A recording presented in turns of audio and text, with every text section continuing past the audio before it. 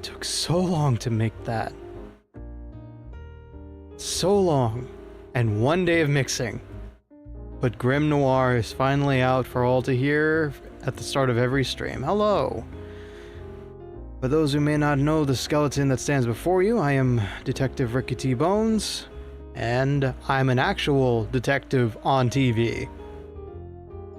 Spill the beans, old man. We'll see if I manage to keep my beans in, actually. The point is, of this stream is to actually frame somebody, if you didn't know. Or don't you remember all that year ago? Do you remember the tragedy of Darth Rickus the Wise? Hello, Dank. How you doing? That's weird. Why didn't that show up in... I'm gonna double check and make sure this is actually working. I know what you did last summer. Okay, there we go. Interesting. Anyway, welcome on in, Dank, and of course, hello to all the VOD watchers out there. Hello to all the lurkers who might be stopping by here and now and again. Welcome on in. And I am ready to do the bean job again. I am ready to serve up a side of sleuth with a main course of stolen goods. That's right, our month of mystery starts with Spill the Beans, a game where we are the person who done it, and we're trying to frame somebody else who could have done it. How should I say the J word, buddy?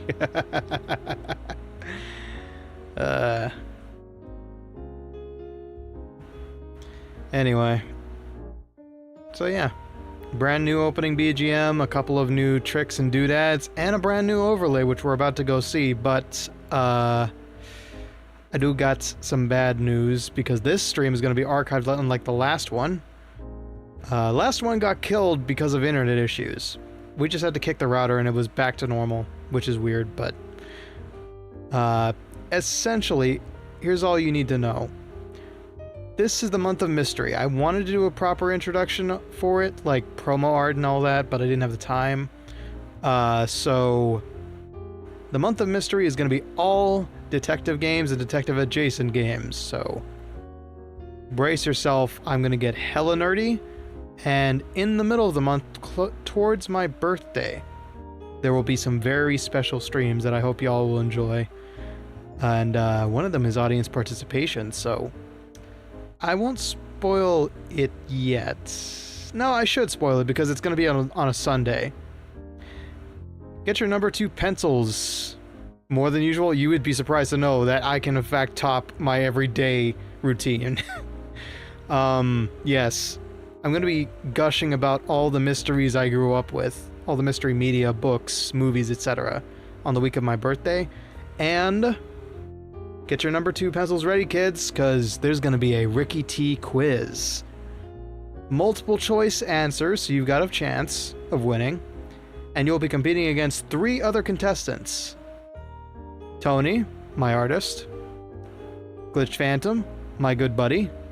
And 1 other wildcard guest that I have not announced yet because I'm never sure if he's ever up for anything. So, brush up on your Ricky lore, brush up on your knowledge of the Bone Man, and get ready for August 17th at 7 p.m. a Sunday. I'm looking forward to it. I have 20 questions prepared, and some of them I actually don't know if I've ever talked about them on stream. A lot of the stuff I have.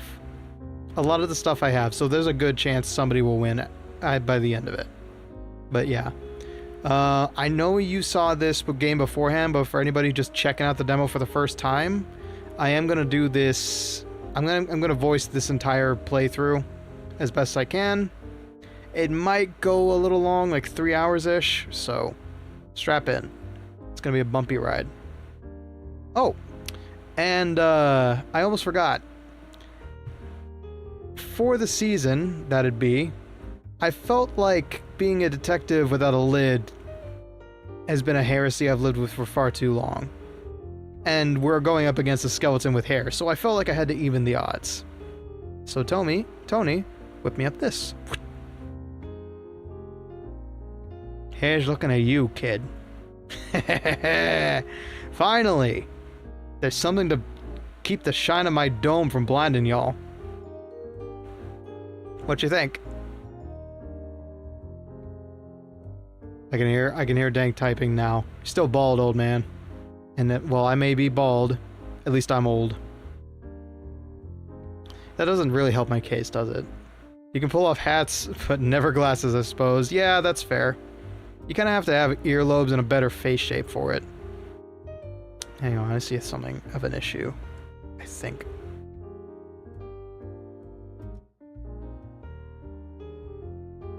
I think it's okay. Yeah. Yep, ignore that menu. There we go.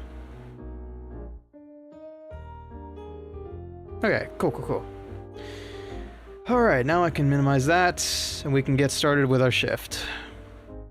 My voice is going to be destroyed by the end of this. Oh, and to any VOD watchers out there, you have less than a week to help kickstart Spill the Beans. We are only playing a demo. It is a partially finished game, and it is halfway to its desired goal. So, if you want to see this game and all of its creative characters fleshed out, if you want to date the delivery guy, if you want to date Dave, I highly suggest you get yourself and your wallet over to the Kickstarter page linked in the description below. Okay. Enough shilling. Let's get this done. And oh my oh me, looks like we got ourselves a brand new overlay IC. The case file is right over there with my usual suspects. I'm gonna make sure that's actually A-okay. I'm pretty sure it's just an invisible box right there. And you might be wondering what the clipboard up top is for. Well, we're gonna be playing a lot of LA Noire, and one of the shticks in LA Noire is that you can actually fail cases. So I figured maybe we ought to track the same thing for this month. So throughout the month of August, I will be keeping track of my cases solved and my felonious acts. If I succeed today, there will be one tallied. Oh no. Alright. And as always, we appreciate all likes given here. We appreciate anybody sticking around with a subscription. And if anything is too quiet or too loud, or if I'm too quiet or too loud, holla at your boy. Alright. Just making sure. Okay. Here goes nothing.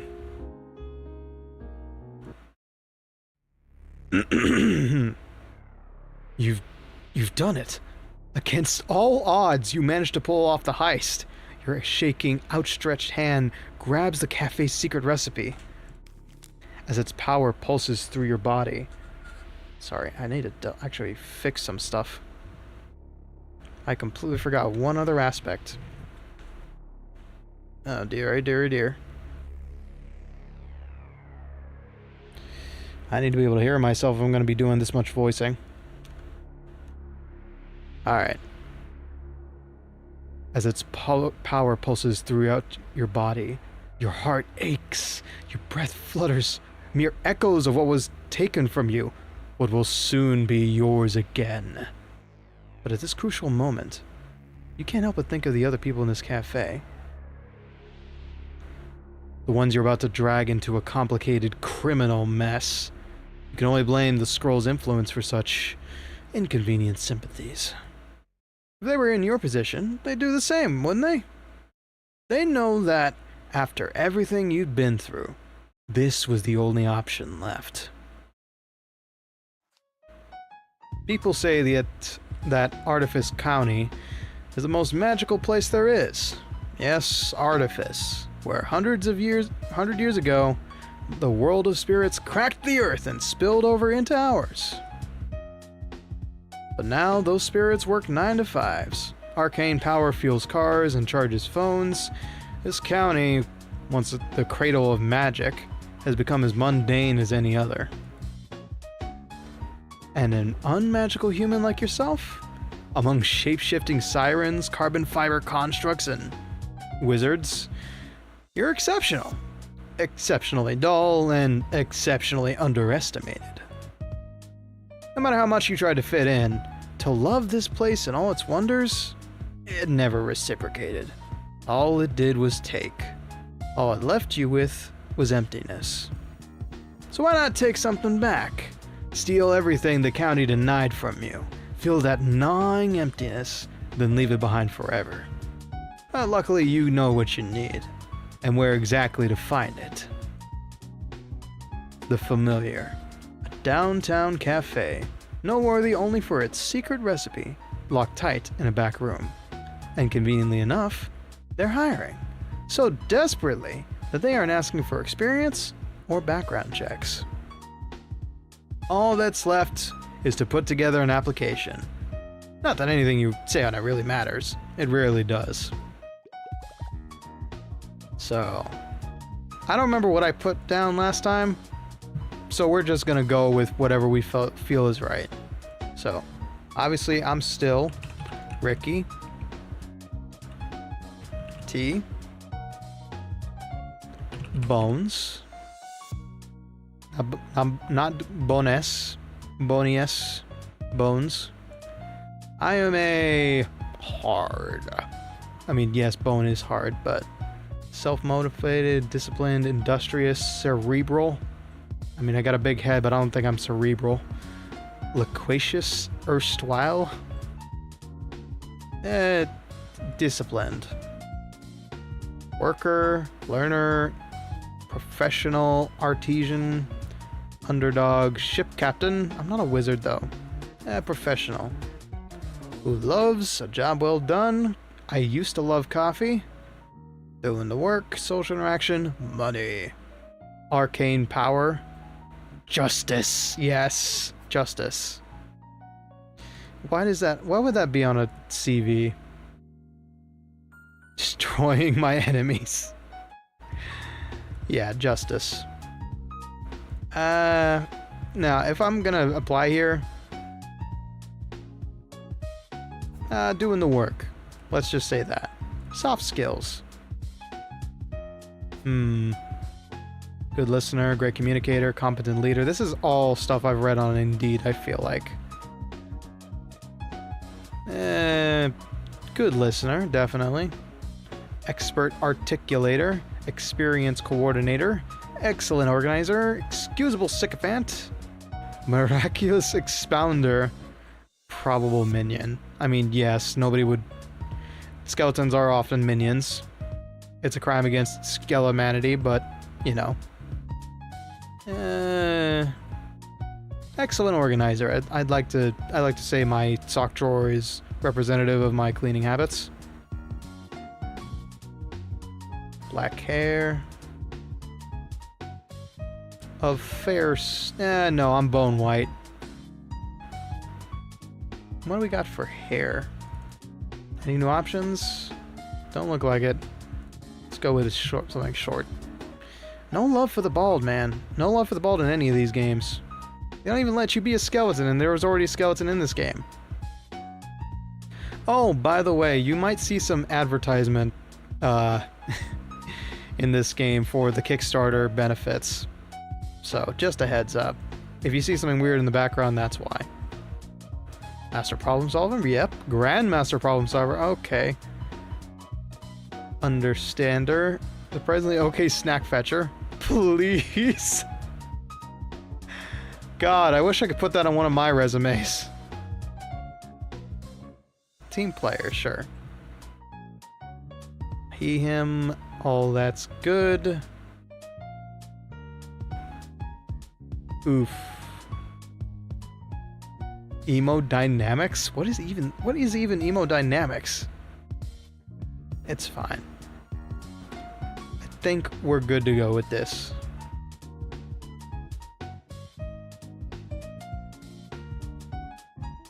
Alright. I'm sure they'll hire me no matter what. I know places like this.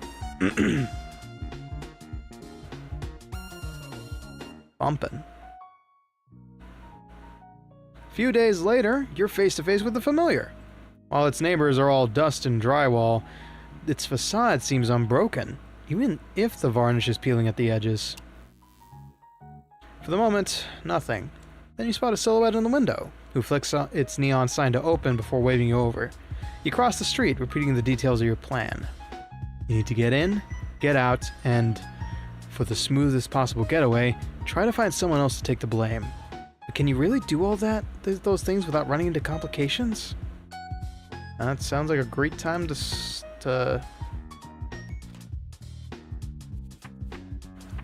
save to me.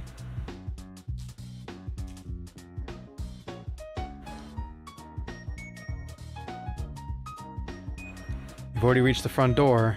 You can hardly turn back now.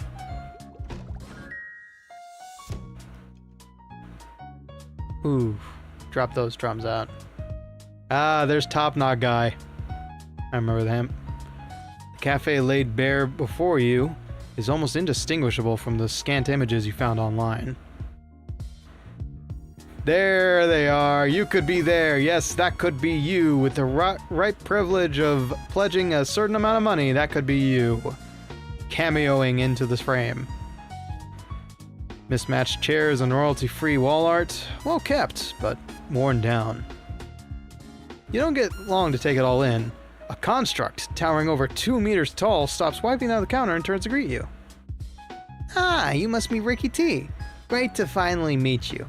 Sorry, terribly rude of me not to meet you at the door. As she strides over, you realize how old her vessel must be to have no custom limbs or decals. Just worn gray stone, flowering moss, and a tiny bluebird nested on her shoulder. I'm Sloan, from the emails. Lovely to have you on board. Did you get here alright? I saw your address was uptown, and I know we're a wee bit out of the way. Before you get a chance to reply, she's already yanked you into a crushing two-handed shake. For a moment, you worry that she might have pulled your arm from its socket. Actually, I shouldn't get chatting just yet.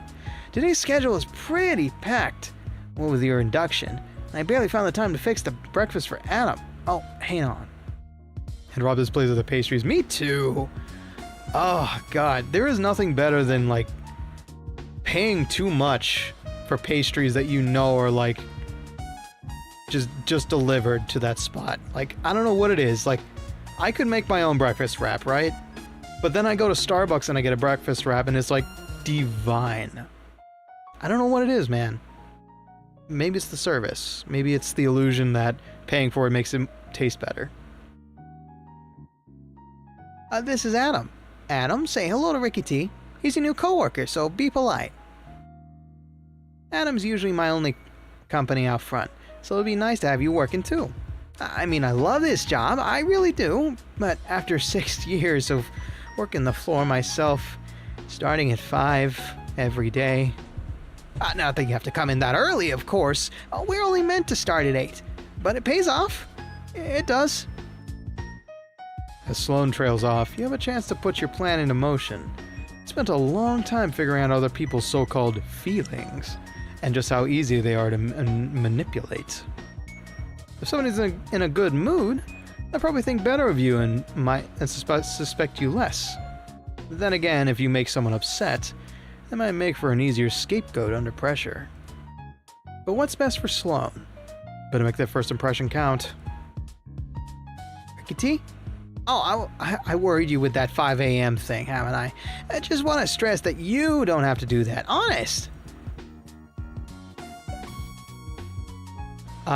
Okay, so the plan, the master plan is we make everybody our ally and antagonize Grudge. Maybe one other, but Sloan for sure I want on my side. Hey, those extra hours must be worth it. This place is spotless.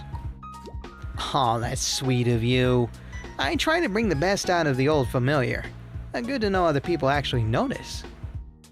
The lights flicker overhead before Sloan can finish her sentence. Oh, sorry. I thought that was fixed. Should call the electromancer once I get a free moment. Anyway, packed schedule. I got pastries in the oven, then delivery after. Come on, let's get you into uniform. If we're quick, I can show you how our recipe works before any customers arrive. Sloane strides through the doorway behind the counter, beckoning you into the kitchen beyond. It takes 3 steps just to match one of hers. The kitchen is built from cool metal and right angles. It is warm with the smell of Apron. Oh, damn, I missed a comma. The kitchen, built from cool metal and right angles, is warm with the smell of apricots. You breathe it in while Sloane roots through a nearby cabinet before suddenly sighing. I'll say this now. Sorry about the fit. She hands you an apron like her own. Exactly like her own, actually, and that it's far too big for you. It's bound to slow you down and make you look utterly ridiculous. Your one should be here tomorrow. I hope this is alright in the meantime. Yeah, I'm liable to trip over this thing. I need something that's me-sized. I'm sure a 4X suits you fine, but for me, that is like wearing a tent. Could I skip the uniform, if it's just for today? You're not stealing anything in something so unwieldy. You trip on the apron and spill coffee on the customers. On Grudge, maybe, but then everybody else is subject to that, like, that friendly fire. I don't think I should do that. Oh, sure. Do take a name tag at least, just so everyone knows you're actually supposed to work here. As you pin on your name tag onto your unaproned self, Sloane smiles. It's a stretched, strange smile that pulls her whole face taut. You know, name tags are actually going out of style. Like the last place I worked at, I had to wear like some stupid lanyard badge to indicate, yes, you can talk to me about suits. It was so dumb. And they like tried to transition us out of our name tags, and I was like, nah, I'm keeping this on. It's stylish. It goes better with the flower. Look, I'm sure not everything you've heard about this place has been grand, but once you put on a little elbow grease, she really shines. And I've got a lot of elbow grease. I just want to say that. You wouldn't be here if I didn't think you had the same drive. Your application told me that much. Although I recall the soft skills was all fairly standard. Good listener, excellent organizer, team player. I think that one's on my CV too. But at the end of the day, those are just words. Your experience was what really settled it. I mean, it must have been quite a privilege to work for. Sloane was cut short by a buzz from her phone. Ah, pastries! Why don't you pop in the office while I grab those? Fred, your manager, I should say, ought to be ready. Big red door on the right. Best of luck. You take 6 steps towards the office, a hiss of heat escaping from the oven behind you. Beyond lies Fred, the owner. The one from the newspaper. The one whose recipe you're here for.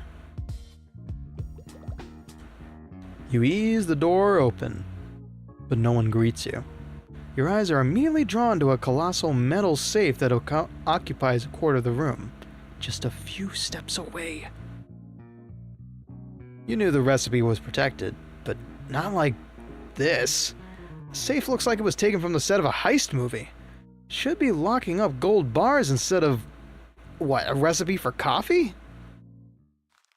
But as you run a hand across its surface, wondering just how you're going to crack it open, there's a rustle nearby. You snap uptight with a bolt of unbidden adrenaline.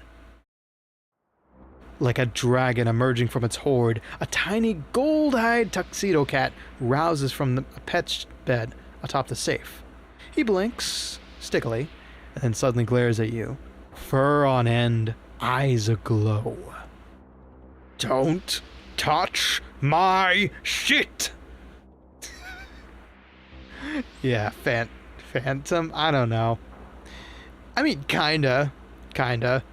Don't touch my shit, though? I can't see Phantom saying that. He spits the words at you like darts, light crackling through his panicked eyes. The air in the room starts to get heavier, as if brewing into a thundercloud. Who sent you? If you think you're going to piss me in my own domain, then... Oh, wait. You're the new hire, aren't you? Quick as the power cuts, the lights in the eyes blinks out, and the pressure lifts with it. The cat sighs, leaping smoothly from the safe to the desk.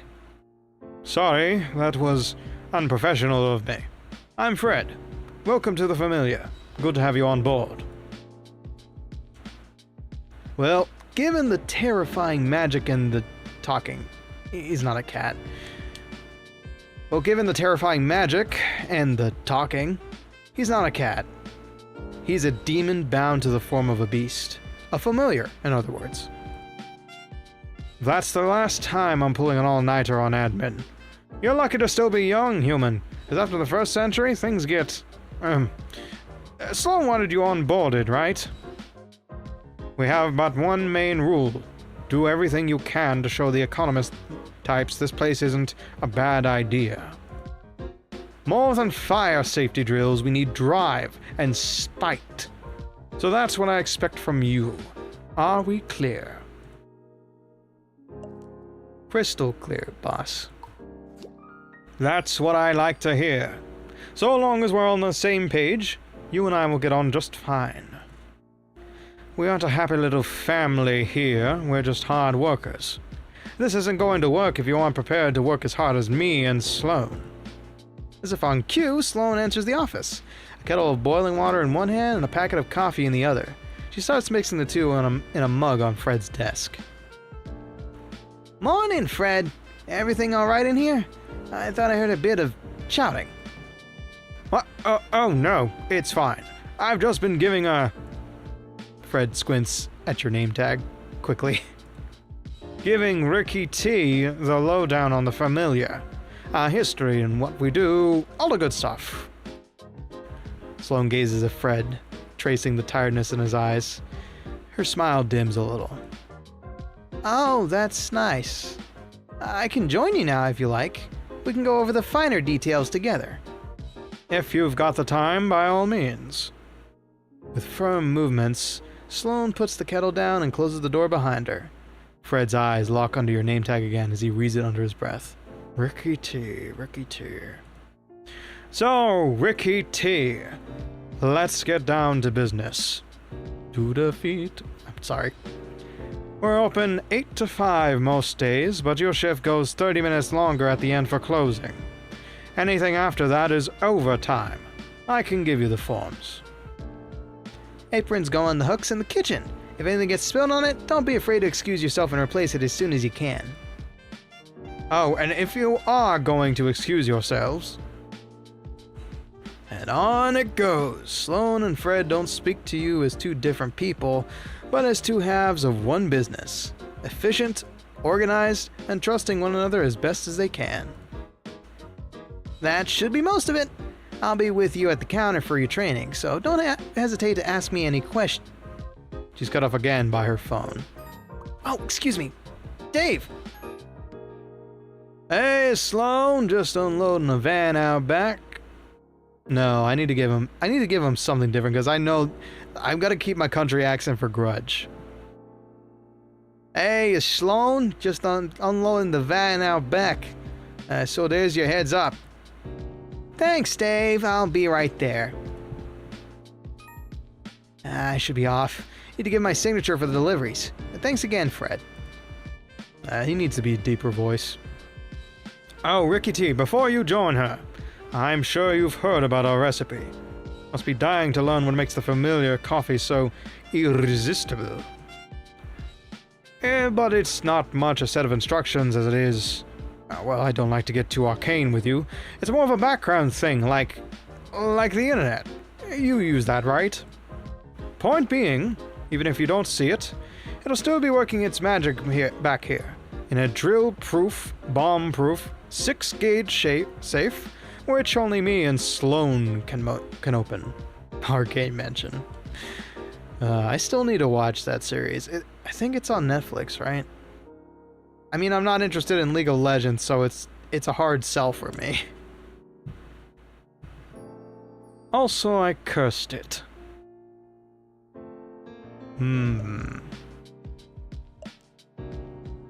Create an opportunity for Fred to act, especially in front of others. Sloan offered, show me the rest. Don't. I just want him on my side. I don't think I need to spread suspicion just yet. I get it. so you gotta protect what's yours. It's probably wise to stay in Fred's good books, but at some point, you need someone else to take the blame for your crime. Oh, I know just the man. It's just the Skeleman. Exactly. All our livelihoods depend on that recipe. Its safety is our safety. So I protect it the same way I'd protect anyone, with half a centimeter of enchanted steel. He looks back at the veritable vault behind him, as if checking that it's still there. Can never be too careful with these things, especially in this economy. I mean, wasn't it just last week that Raphael Hendricks wrote off his beauty store chain? It's inspirational how these CEOs act. Expanding isn't easy. I mean, ideally we would have an accountant, a consultant, another chef, but we've got you and you're one hell of a good start. Especially with our regulars. Ugh, you'll meet them soon enough. Yeah, you should catch up with Sloan. Anything you need, I'll be back here going over these papers. Hello, Ryan. Yes, we're getting through the beginning stages of it. And the new business is that we're going to be able to see more of each character, and we're going to be able to end our story with Grudge.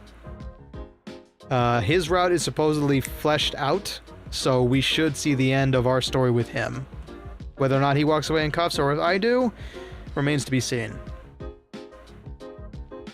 As he leaves the office, Fred paws a single sheet of paper from the files on his desk. Even upside down, you recognize it as your CV. Alright, let's go ahead and do a quick save. Yeah. Not a moment after you enter the kitchen, somebody waves at you from the back door. Cases solved 0 and crimes committed 0. Doesn't sound right. This is our tracker for the month. For the month of, August. So, obviously, my track record is stellar. We all know how many cases I've solved, clearly. It's like a 3-digit sum at this point, I'm sure. But this tracker is specifically for this month.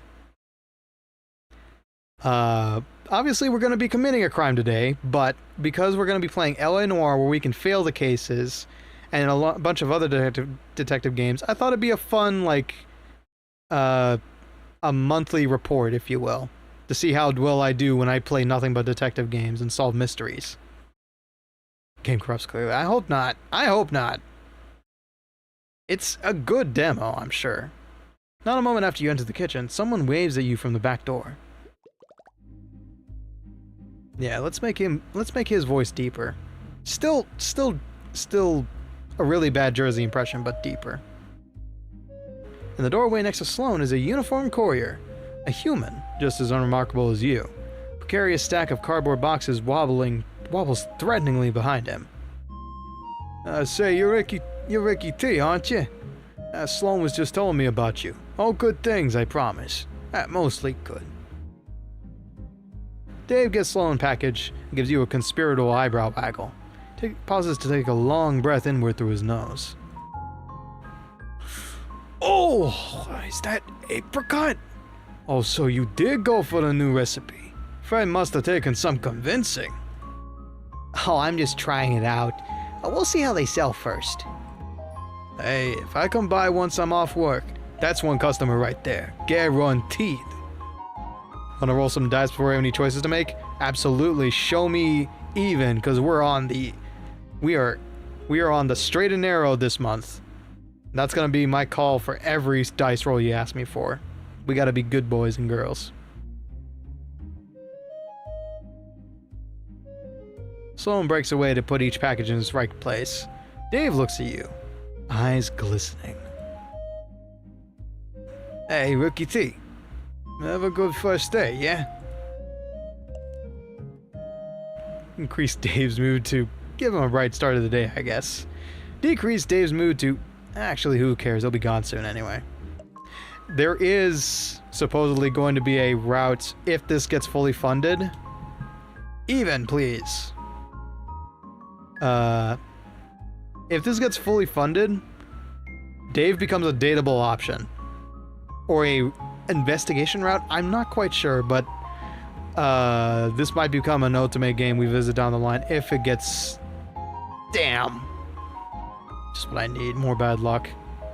Also, this hat is made by TboniDraws, by the way. I asked if Tony could make this for the month, considering I'm going to be playing a lot of LA Noire, and that has a bunch of hatted gentlemen in it. So, now I feel complete as a detective. Yay. Thanks, I will. You might not be here for it, but if all goes well, the day is gonna be good. Purely because you made me drop my phone, sorry. That's the spirit. Any more for me, Dave? Just a couple of bigger things, but I'll grab those this time. Don't let me interrupt your induction. Are you sure? I could carry... I'll catch you later for that pastry, eh? Dave walks away whistling, his footsteps gradually going quiet in the alley. Ricky T, I am so sorry about Fred. I know he must have overslept today. That's on me. You notice her hands are balled into fists, one so tight that even the stone starts to buckle. I just wanted your first day to be easy. But, oh well, let's get you behind the counter, shall we? Oh, my voice is gonna be in pain. There won't be time to take you through all the machines, so let's just fill the drip maker. I keep the house roast down here. She effortlessly pulls open a burlap sack of beans, scooping them into the grinder. As you pulverize them, the aroma of coffee fills your lungs like a cloud of bitter smoke. Today's been all over this shop, hasn't it? We should get a wee moment to breathe now. Only one customer comes in this early, and they don't do Mondays. I'll introduce you tomorrow. Sloane smiles, the stone wrinkling around her eyes, and it dawns on you. This is beginning to feel like a real job. Just as you finish that thought, the front door swings wide open and your first customer skips inside. Yeah, my Transylvania accent gets to come out early. Okay. Music should be bumping at a considerably lower tone. You spot at least 4 shades of pink in their outfit. Pink fingernails, pink sun hat, lipstick, backpack. That dress must be bespoke too. Pricey, I'll say. Blah blah blah blah blah. Not that bad. Definitely Bela Lugosi inspired, but not that bad. As they draw close, though, you spot pointed fangs in their cheery smile, and deep red eyes behind their tinted glasses. A vampire. Good morning, Sloane. Oh, I spoke too soon. Morning. Before you order, this is Ricky T, our new barista. You're finally upscaling. You know, I saw some prime real estate going for cheap on Moonball, if expansion's on your mind. Slow down! We're not taking over the industry just yet. The vampire looks as they have more to say, words bubbling just beneath the surface, but settles on a pout. Ricky T, I'm Jesse. Jesse with an I-E. Jesse's eyes swivel to you with abundant curiosity. You're not in uniform. Is this your trial period? Should I be giving you feedback on your drinks? Oh, criticism will be constructive, I promise. I'm tripping over my lips here. I don't even got them. Oh no, it's nothing like that. Just a supply chain issue. What'll be this time, Jesse? A hot chocolate, please. And I'll have it with whipped cream, nutmeg, caramel, marshmallows. So wait, will that fit? Marshmallows, then whipped cream, then caramel, then the rest. Oh, what if I got cookies too? Give me one with everything. And 2 chocolate chip cookies, please. Sloane's already off to one side, rifling through her arsenal of ingredients. Meanwhile, Jesse brandishes a pink, bat-styled mug from their backpack, placing it on the counter as their eyes flick back to you. I really wish I could carry around my own mug. Even if Sloan and Fred aren't aiming for world domination yet, you're still on the front line of their expansion plans. They're investing a lot of trust in you. So tell me, do you feel like a good investment? How far are you willing to go to succeed? Well, considering I ain't had a job in a hot minute, I'd do anything. Okay, let me double check some. Sorry. Something might have flickered. Just going to refresh this just in case. Okay. Unbreak yourself, please. Unbreak yourself, please. There it is. Just wanted to make sure chat is working. The vampire peers deep into your eyes, then nods, as if confirming a suspicion they had. Good. So, Jesse, what brings you here on this lovely Monday morning? You trying out a new schedule? Oh no, much more exciting than that. I've got a meeting with the board after this, so I came here to prepare. It will go much smoother with something sweet. Ah, for your infamous internship. How is your family treating you then? About as well as usual. Trust me, I'd rather be here to help the familiar. But then Fred's just like everybody else. He sees my last name is Hendrix and thinks I'm some sorceress corporate spy out to suck the proverbial blood from his business. Of course, the Hendrixes. Rich, powerful, and, most troublingly for you, magically talented. Jesse looks at you, anticipating your judgment with a flat smile.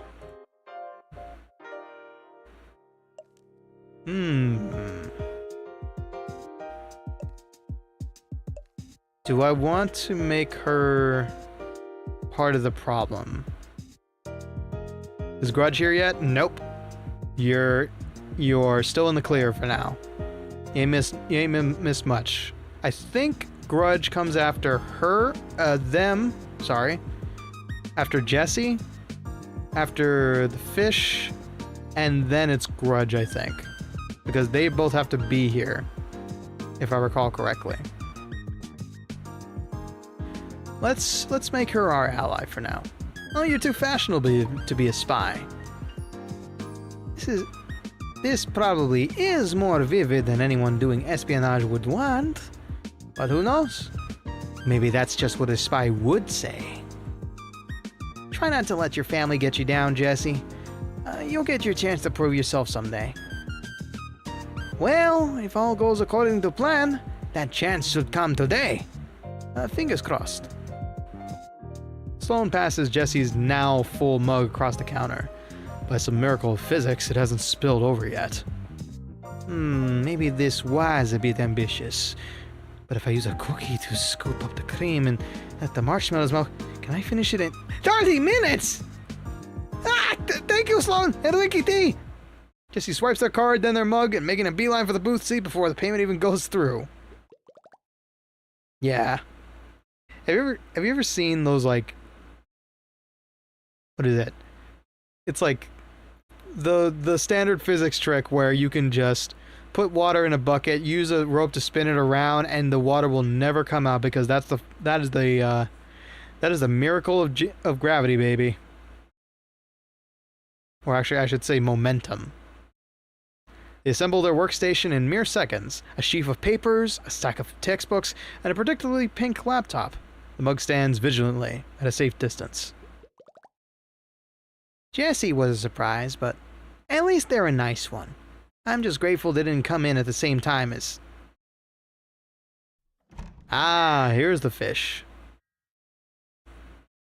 Before she can finish, the front door swings open and a siren rolls into the room. She's wearing an orange sleeveless turtleneck, a magnolia-covered jacket that's relaxing on her shoulders, and a perfectly photogenic smile that doesn't quite reach her eyes. Hello, the familiar! It's a perfect day for my long overdue review, don't you think? You'll have to forgive me. I came straight here from my morning swim. Oh, I must look like a mess. She runs one hand through a river glossy pale hair. She runs one hand through a river of glossy pale hair, parted by an immaculate side cut, and raises a smartphone with the other, flourishing it like a paper fan. Don't worry, Ricky T. I'll handle this. Ah! Jessie shrinks back, arranging their books into a makeshift wall. It seems to work. Siren glides over to the counter, not noticing them at all.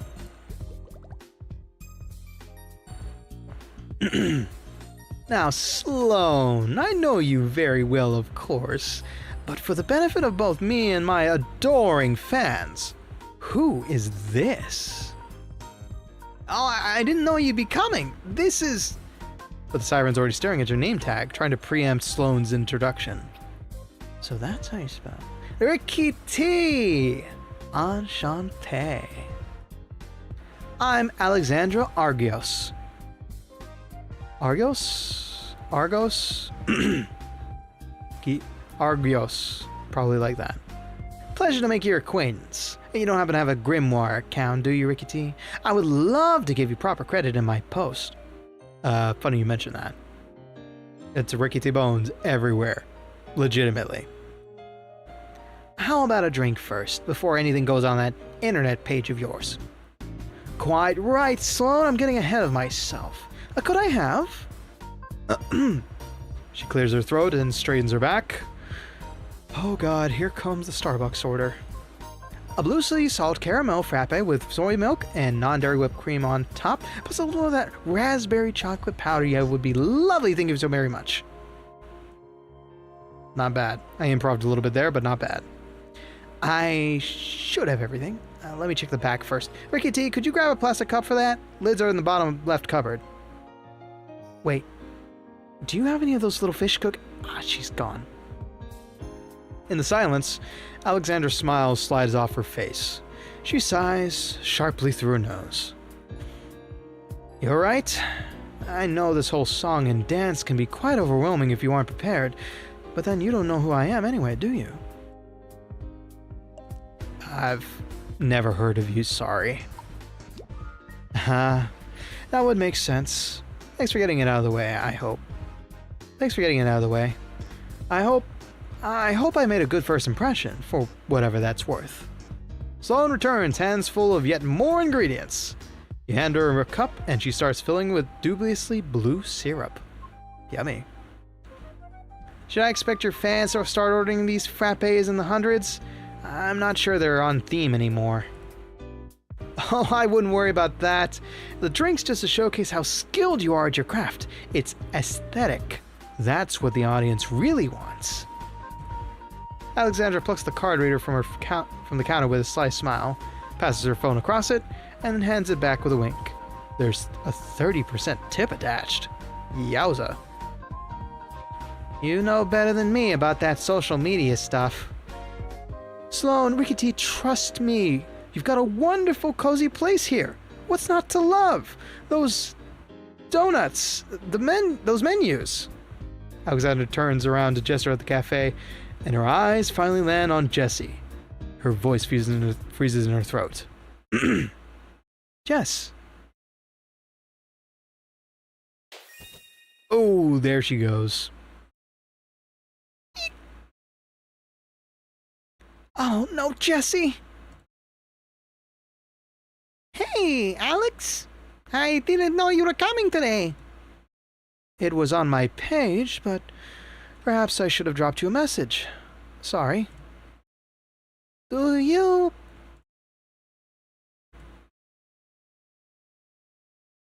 What bad blood is between them? Sloane puts the finished frappe to one side, pushing past you to tend to the transformed Jessie. Alexandra squeaks a little closer to you. I'm sorry, Ricky T. Truly. Drama is the last thing I'd want to bring into this establishment. Or to Jessie. She plucks the frappe from the counter. You're not sure how anything that color could taste any better than tolerable. I know when I'm not wanted. I'll just snap a few photos and then be on my merry way. The lighting's not ideal, but I can fix it in post.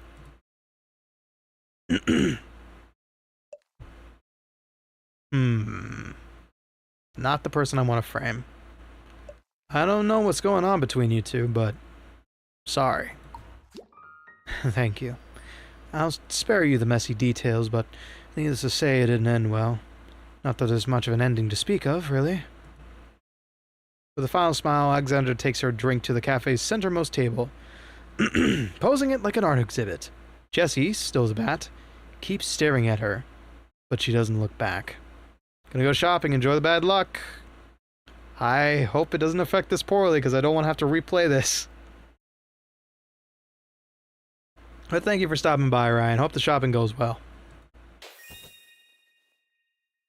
With an exhausted puff of smoke, Jessie returns to their original form and slumps into their seat, eyes wandering to the crescent moon bracelet on their wrist.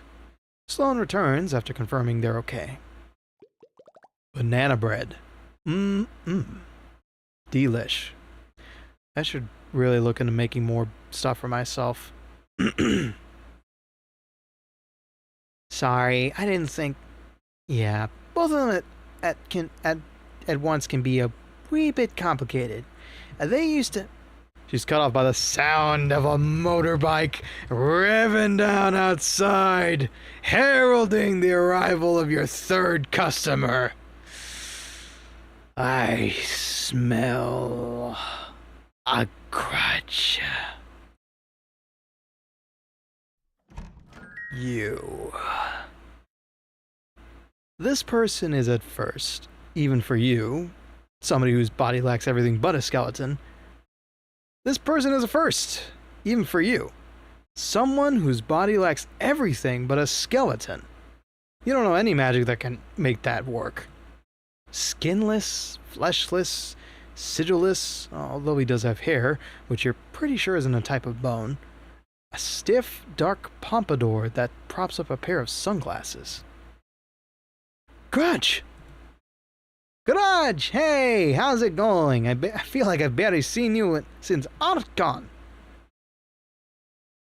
I just double check something. Okay, all good in the neighborhood. Moving on. He reaches the counter undeterred. You're waiting for Sloan to address him like the others, but she's just staring, locked in place.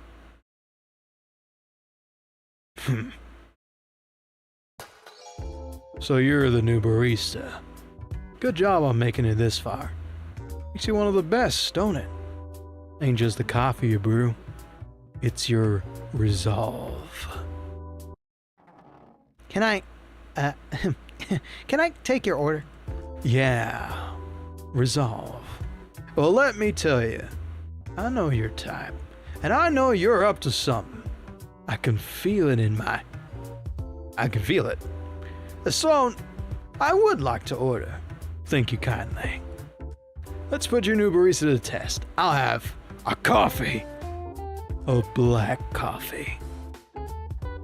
From the pot. It doesn't have to be... Yeah. Yeah, he's got a new theme. Nice. I think we might, Someone's eyes bounce between his skull and the coffee pot on the counter. Ricky T, why don't you handle this one? It'll be good for your training. Seems like she isn't going to budge, so you grab a cup and start pouring. Wait, what's his name? Ricky T. Okay, I think I got it. Ricky T. So that's to be the name of my nemesis. I'm Grudge. Grudge Knuckles. And you'd best remember it. Even if Frederick gave you the job instead of me, there's bound to be cracks in your meticulous facade. Your coffee making halts at this revelation. You had a whole rant prepared just because you got this job? With an application like that? You're making it obvious why they didn't pick you, partner. Hitting me right in my non-existent heart. You're gonna make a fine nemesis, that's for sure. Much as it pains me, physically. You present the now full cup to Grudge. He daintily drops in a sugar cube, and stirs the coffee with a bone-like spoon, which he apparently just had, loose in one of his pockets. Nice try, Rickety, but I know coffee when I see it. So there's no way this is... Puts it to his jawbone and takes a delicate sip. The liquid seems to vanish as soon as it enters his mouth. And I have stolen this lore. Yes, everything gets turned into energy the second it hits the lips, or where the lips used to be. Damn it, it's just like usual. How to get it right so quick, so bitter yet so energizing. Fine, I'll hand it to you, Ricky T. Looks like you're real lucky. That's a decent cup of coffee. Well, beware, I'm watching you. He takes the cups and spins dramatically away from the counter. It's then that he finally spots Jesse. Jesse! Grudge! They immediately hug. Ah, it's good to see you. Why didn't you pipe up earlier? I was waiting for you to finish. It sounded like you had a lot to get off your chest. Oh, yeah, you heard that. Sorry, it was just a personal... It doesn't matter. How's your job going? I could tell you, but I've not gotten long. Are you sure you don't want something with your coffee? Sloan's made some great cookies today, and I'd be happy to buy. Oh, no. Shouldn't give my nemesis the satisfaction. Not after walking away all conclusively like I just did. Grudge, you haven't even paid yet. And I admire your candor, but are you sure Ricky T's your nemesis and not Fred? Oh, Fred's a villain, that's true. But a nemesis? That's different. Gotta be personal. What better personal rivalry than with another your kin? There she is, trying to maximize that SEO. But you don't know who Ricky T is yet. Maybe start with a rivalry as practice? A rival, eh? Having a lovely time. No, I used lovely last time. A little like that's insincere. What if I... Oh, I almost forgot. Alex, how you doing? All good over there? Oh, Grudgy. I didn't see you come in. How have you been? Well, it's funny you're here, actually. There was something I wanna... I'll just talk to you later. You too, Jess, if you're busy. Sorry, I should pay for this. Grudge sheepishly returns to the counter, hands fishing through his jacket pocket for some loose coins. Well, I'm back. Got too caught in the whole confrontation to give you your money, even if most of it is going straight into Fred's pockets. But I'll say this. I'm practically a coffee detective, and I'm detective something odd about you. So as long as I come here, I'm gonna do my damnedest to figure out what.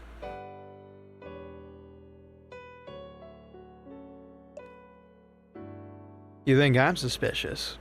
Wait till you see what Fred's up to. Are you perhaps goading me into a trap? You're making for a fit nemesis, but I'll find out what he's doing, unscathed. Without another word, he perches on the stool by one of the cafe's front windows. Over his shoulder, Alexander and Jesse swap looks of confused concern. Good job, Ricky T. Now would be a good moment to put his purchase into the register. As she's halfway through showing you how to work the cash register, you turn to see Fred jump onto the counter next to you. How's it going out there? No need to panic, this isn't a performance review. Just checking things are... He surveys the regulars in the cafe with no small amount of scorn. Liquidate, hydrate. Amen to the H2O, let's keep going. Sloan, why don't you come with me for a minute? Moment. Been meaning to have a chat. But we still need to... She looks forlornly at the pile of coins Grudge left. Even at a glance, you can tell it covers the price of the drink and then some. This might be your last chance to sow suspicion before you execute your plan. Better choose wisely. Okay. Let's save. Okay, I need to... Okay. Is Grudge usually like that? Not that I've seen. I mean, I don't know him as well as the other two, but the way he talked, well, it'd be surprising to hear from anyone. As silence returns to the room, so does your opportunity. But you can't overhear Fred and Sloane's hushed conversation in the kitchen. I'm just saying, if our best regulars keep bringing their drama here, no one else is going to want to stay. With a sigh, Sloane leans against the kitchen island.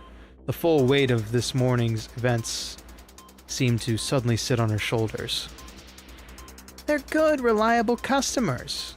And sure, things have been tricky, but we got Ricky T now. With a little hard work, we can turn this around. Besides, aren't there enough names on your board of bands already? Let's not any more while we're going through a rough patch.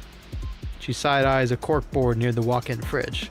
There must be at least 24 names on there, each marked with a reason for ban and vindictive felt tip. As she does, you notice Grudge sliding up to the counter, trying to subtly peer in the kitchen. I know you're right. It's just, we don't exactly have a recipe for success here, do we? I did want to talk about a recipe, actually. You know, since we got a new hire and... Can we just deal with one thing at a time? You know, you're looking real inconspicuous right now, Grudge. I gotta admit. You'd be a master thief, I can tell.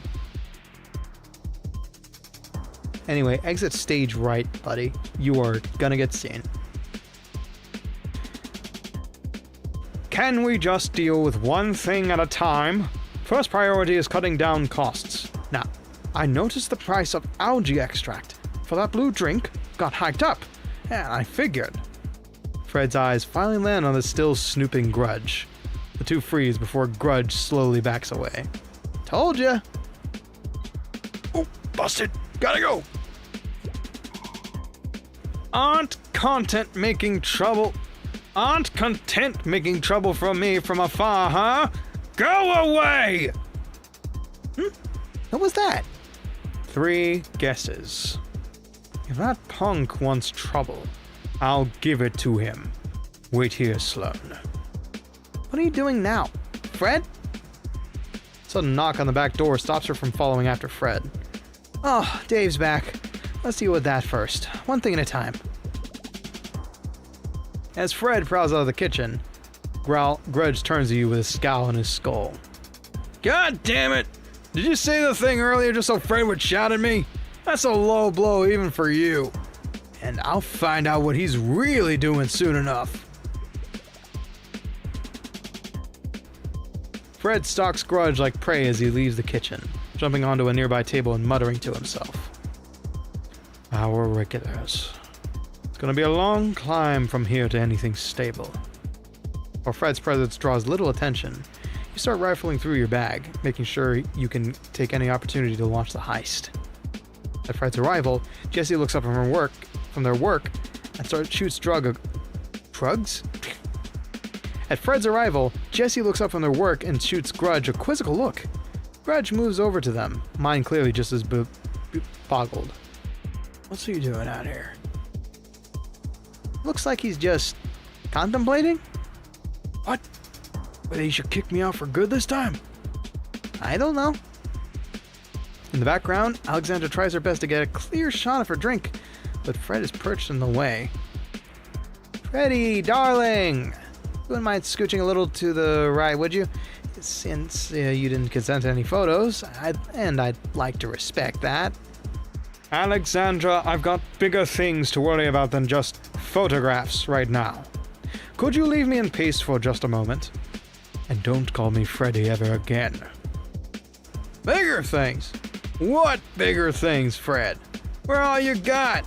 Maybe start acting like it. Grudge, maybe don't... Not another fight.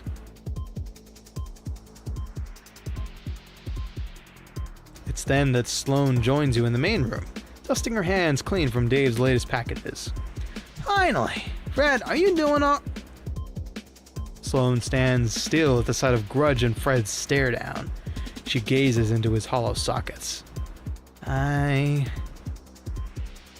Could we just slow down for a moment?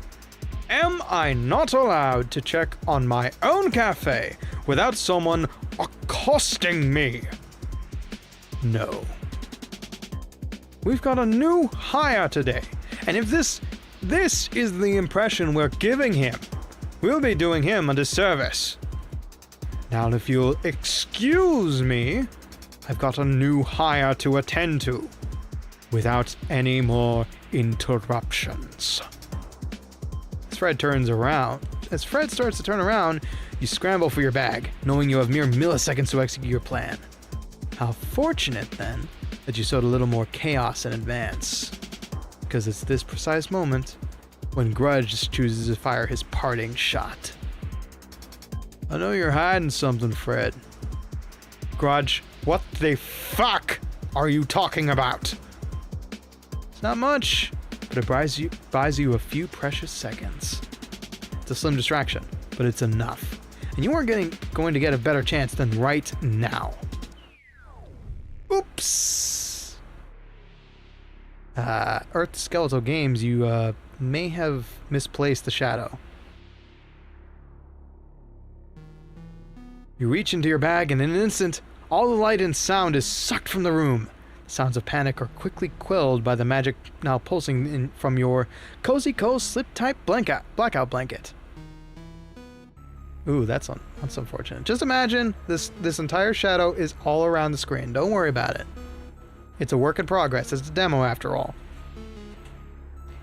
Even in the silent darkness, you won't have long before everyone gets a sense of their surroundings. But you've been over this plan too many times to fail now. There we go. Now it's full screen. Step 1. Take 3 steps to the kitchen. Then 6 to the right. You paw for the door handle and slip into the office, thankful there wasn't an apron to stop you. Step 2. 1, 2, 3 steps, and you feel the cool surface of the safe against your fingers. Step 3. Reach into your bag and give your can of Curse Be Gone a shake. A few sprays on the safe, and the wards are already flaking off. But there's something else. A sound cutting through the silence, crackling like lightning. Fred's casting a counterspell. You don't have long. Step 4. Spin the wheel. You heave the safe door open. Feel around inside until... You've done it. Against all odds, you managed to pull off the heist, with only a slim window of opportunity, too. Your shaking, outstretched hands grab the cafe's secret recipe before stuffing it into the tiny pocket dimension of your teleportable, registered, lunchbox. Get enough time to do another save. But at this crucial moment, you can't help but think of the other people in the cafe who, if anyone, you should try to pin this on. You exhale. The sound is too clear. Fred's counterspell has taken hold. I think I'm gonna be winning very soon, yeah. Grudge has showed up, and Fred, the owner, and Grudge are already at each other's necks, so this is going excellent. Even if you pull all your weight on the safe door, you wouldn't have time to close it properly. The best you can do is return as quickly and quietly as you can. As you take careful steps back to the counter, you try your best to control your breathing, to not let the acceleration show, but it's been so long. But as you take careful steps back to the counter, and the darkness finally dissipates, you know you're not safe yet. You've got to find an exit in the ensuing chaos, without arousing suspicion, somehow. As the silent darkness lifts from the cafe, the first thing you see is Fred bounding into the kitchen, crashing through the cat flap to the office. Ricky T! Is everything okay in here? No one's hurt? What was that exactly? Blackouts don't usually come with spontaneous hearing loss. It is possible with light and sound enhancements. These glitches can happen, but it's rather as dramatic as that. Jesse, we don't have any enchantment like that. This wasn't planned. Fred's plot must be even trickier than I thought. Where'd he go anyhow? Before anyone can move, Fred rushes back into the room. This is gonna be a long night.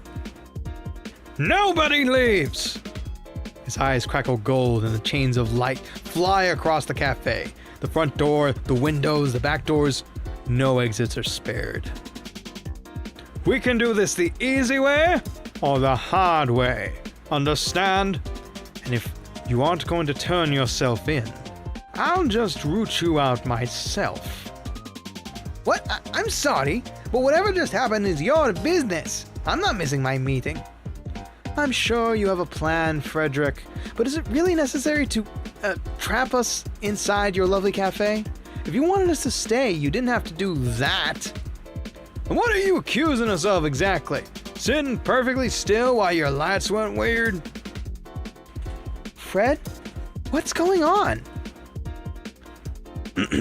While the lights were out, someone went into my office and somehow opened the safe, which means one of the people in this room has stolen our secret recipe. It's as if the whole room flinches. Suddenly everyone's looking at everyone else, wide-eyed, searching for their faces for the slightest trace of an answer. Sloane looks at Grudge over with a furrowed brow, although she seems less suspicious and more just sad. Most importantly, however, no one seems to regard you for very long. But that means... No, this is fine. We can deal with it. It's alright. As unfortunate as this is... Who's a scapegoat? Yeah, that's the correct term. We are going to be using Grudge as our scapegoat. A skeleton for a skeleton. It's weird to be betraying my own kind, not gonna lie. But, for the cause. For the delicious coffee cause. As unfortunate as this is, I do have a meeting to attend, and I'd rather not get caught up in this. Awesome. I'm betting on the dapper-looking skeleton. I think that's support for me, and I'll take it. I mean, I guess he is a grungy-looking skeleton. I'm a dapper-looking skeleton. Ha! Good luck getting past my magic. I might only be a familiar, but I promise if you try to leave, you'll regret it. Jesse's eyes flicker across Fred's barrier, prying for any weaknesses in the spellcraft. Frederick, please! I understand that you're stressed, but it'll be easier to just figure this out if we aren't. Let me redo that one. Frederick, please. I understand that you're stressed, but it'll be easier to figure this out when we aren't in a locked room. Won't it? Yeah, and how do you know it's just one thief? What if it's a conspiracy of all of us finally getting our revenge? That is the worst thing you could say. We don't have to act like vigilantes. I'll just call the police and... Enough! Enough. This place is sealed, and nobody leaves till we find our thief. Thief! Singular. Grudge. Because if it was any more, you might have actually succeeded. As for the ACPD, Sloane, fine, I'll call them.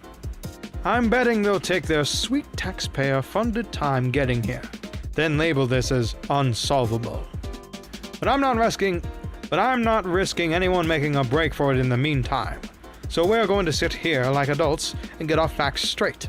Understand? Now, did anyone notice anybody acting strange? Anything suspicious at all? Might as well get this over faster if you fess up now. The room exchanges uncomfortable glances before someone pipes up.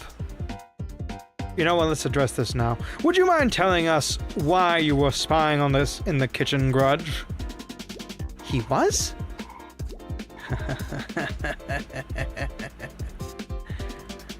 Grudge frowns at you before replying. Well, clearly my suspicions were well-founded, weren't they? Not like I overheard nothing important anyhow. Well, great start, everybody. At this rate, we'll have our recipe back within the next 1,000 years. Ugh.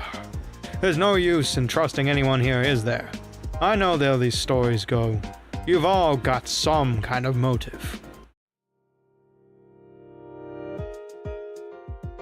Jesse, the heir to a powerful family with something to prove. There's always one. I'm not an heir through anything. I'm the youngest of 5. Alexandra, our femme fatale.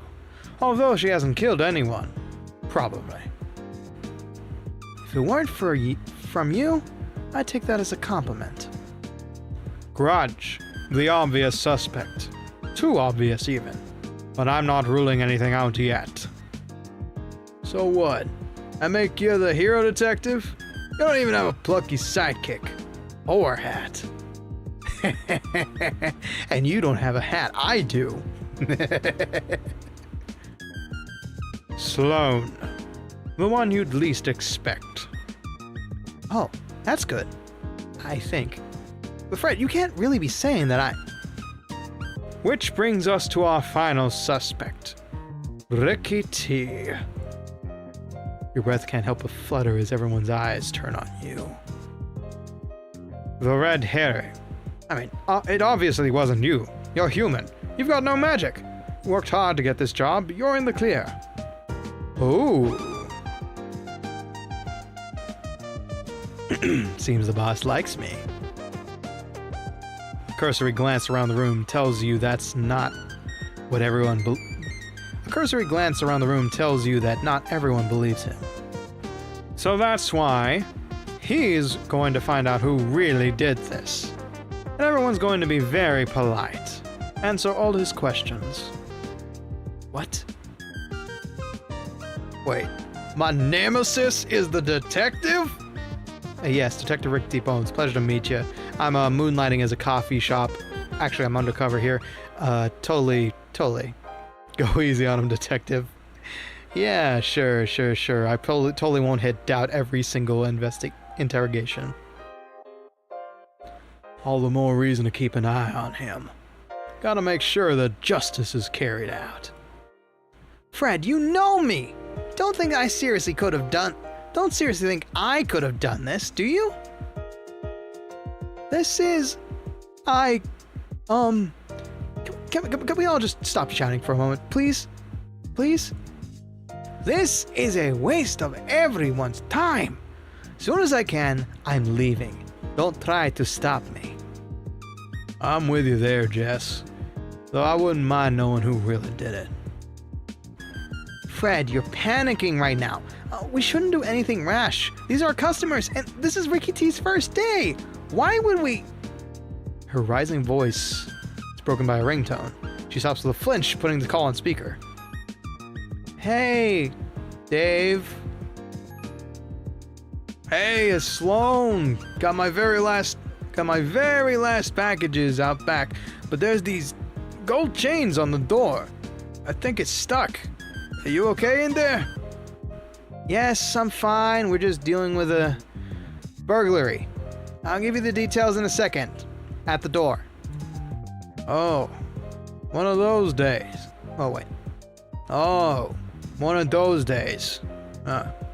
Is Ricky T all right at least? Good question. Fred's just asked him to interrogate us.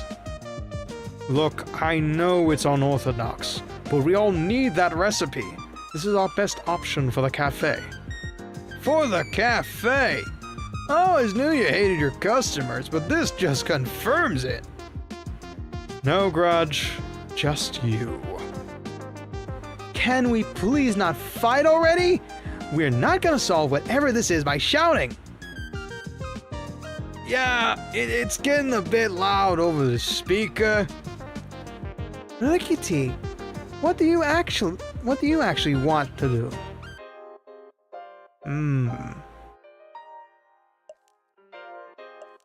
Can't please everyone.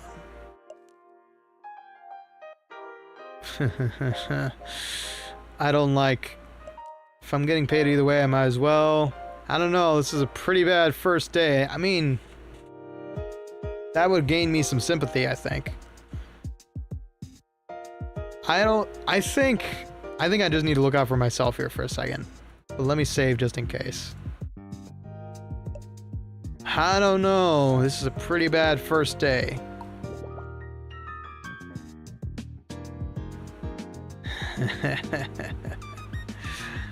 Oops. Ah, the scroll wheel does work. Nah.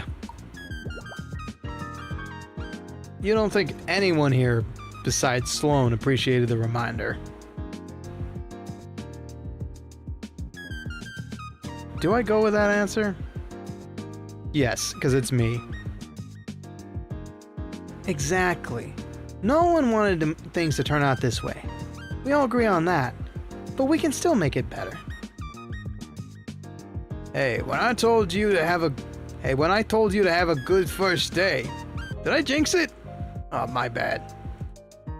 Look, are we doing this or not, Ricky T? No matter how strange Fred's idea might be, it could put you in a better position until you can make your getaway. Time to lean on the scapegoat part of your plan. As Fred starts bounding into the kitchen, you shrug and go along with him. Sloan finishes her call with Dave before following you with heavy footsteps. Silence takes the space you leave behind. Okay, I'm gonna go ahead and save there. Do you want to talk about any of that? Just relax for a minute, Sloan. I'm gonna go check my clues in my office. Ricky T, join me in a minute. Clues? Clues? I didn't hire a detective, but here we are. If there's anything I can do to help, please, just ask. Oh, you have no idea how wrong you are. Oh, me too. No. I'm gonna do something stupid here. Oh, me too. Not sure there's much I can offer besides moral support, but, you know, thought I'd say. I can't leave till the delivery's done and all. Thanks, Dave. I think we could use the support while this gets sorted. Ah. Well, it's awkward if I'm just looking in, won't it?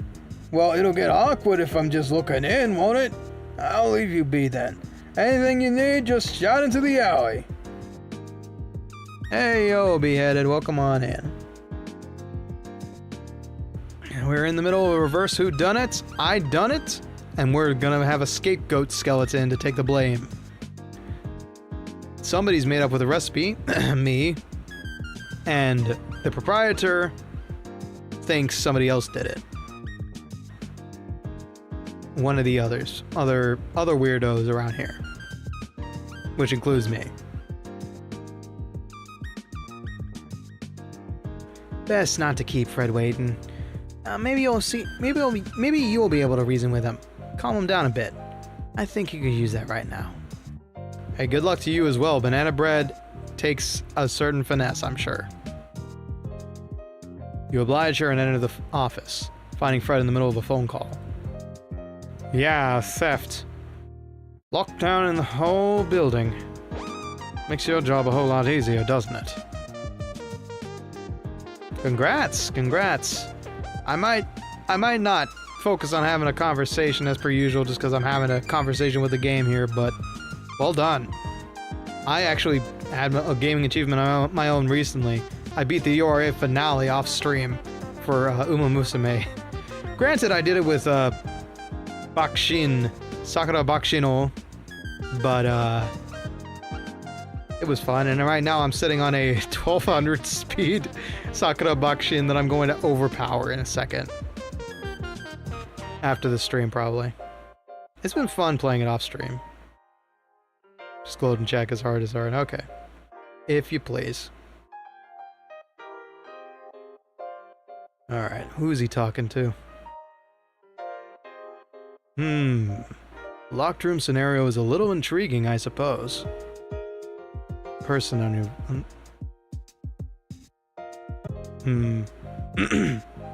Ooh. Thin... What did it say? Thin and sharp as a wire. Ay. The locked room scenario is a little intriguing, I suppose. The person on the phone. You know that voice. Thin and sharp as a wire. Digging you into you just as deep. But where? But if it isn't urgent... That's not what I said, N. You're not exactly getting picked off one by one. I'll be happy to be there at the earliest convenience. Our department is very busy otherwise. You'll solve it. By yourself. Really? You shouldn't expect miracles. We're just mortal, you know.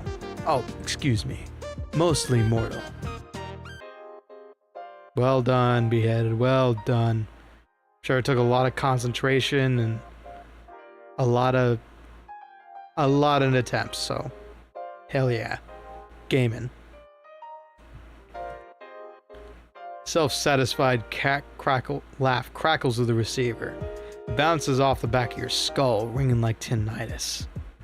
If you show your face in my business, I'll see you later, familiar. Ah, why didn't I expect anything else after dialing all those tiny keys too? Ah, Ricky T here already. As you probably heard, the ACPD is taking its sweet time. Big surprise. But we don't need them. We'll do the real work. Plan is, you find our prime suspect before the ponies get here and mess everything up. You can do that, right? It's 1 in 4. Logical deduction. Hey, if the job calls for it, save scumming is a legitimate strategy. Like, there's a game I played recently called Always Sometimes Monsters, and that game literally asks you, hey, we've got a casino right here in front of you. We need you to save scum and rack up 10 grand.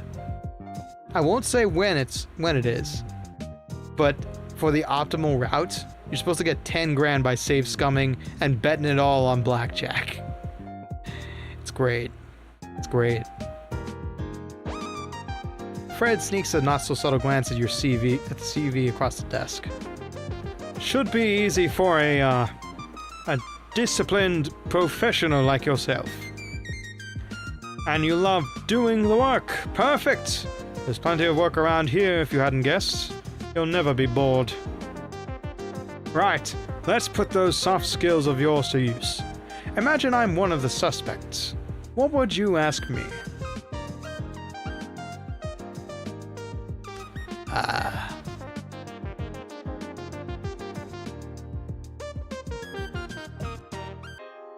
Well, say something. If you admit it now, we promise we won't be mad. But we will be mad. I'm already mad. He stops to breathe out as much tension as he can manage. What we need is evidence. Eyewitness accounts, motives, that sort of thing. Stuff like, what were you doing when the lights went out? Or how do you feel about the familiar? Or what's your relationship with Fred? You know. If that's what he wants while you're trapped here, that's exactly what he'll get. Actually, take the spare notepad. Write down anything suspicious you come across. I want no stone unturned. Yippee. Click on the notebook in the bottom right corner to see an overview of all gathered evidence and character stats. If you find us the prime suspect, with a convincing case I mean, something thoroughly investigated, we can put things back to normal. I don't know, I think I get the feeling. I'm trying to remember the last game I had that feeling with. It was Uma Musume recently, but a more gratifying, like, one-for-one skill needed. It's been a hot minute. I'll admit, it's been a hot minute since I had something like that.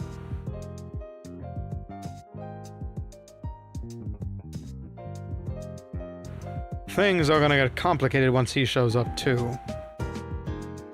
Things are gonna get complicated once he shows up too. So I'd appreciate having someone on my side when that happens. I think that leaves us with gods. Till closing time, at least. But before the police can finally make it to the scene. The clock will keep track of how long you have until the investigation ends. Most lines of inquiry will cost you time, so use it wisely. Ooh. I should definitely save here. Now, let's find you a base of operations. I'd offer you my office, of course, but I need to conduct my own investigation here. Where to put you? Fred hops off the desk, reluctantly dragging his phone along inside his clenched maw.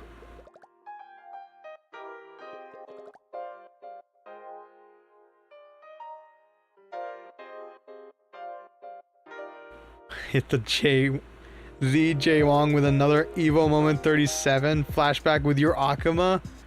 Man, I have to... See, there is a compilation online of every time Justin flashes back to Moment 37. I wonder if you're one of them, now that you mention that. Of course, it could have been another time. 7 years ago. Yeah, everybody tries a Daigo parry. Poor Justin. And you know, every time someone in some way references Evo Moment 37, he gets called out.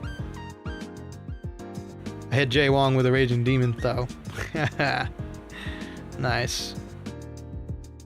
Poor Justin. Poor Justin. Part of the best and most hype moment of Evo history, and he was on the wrong side of it.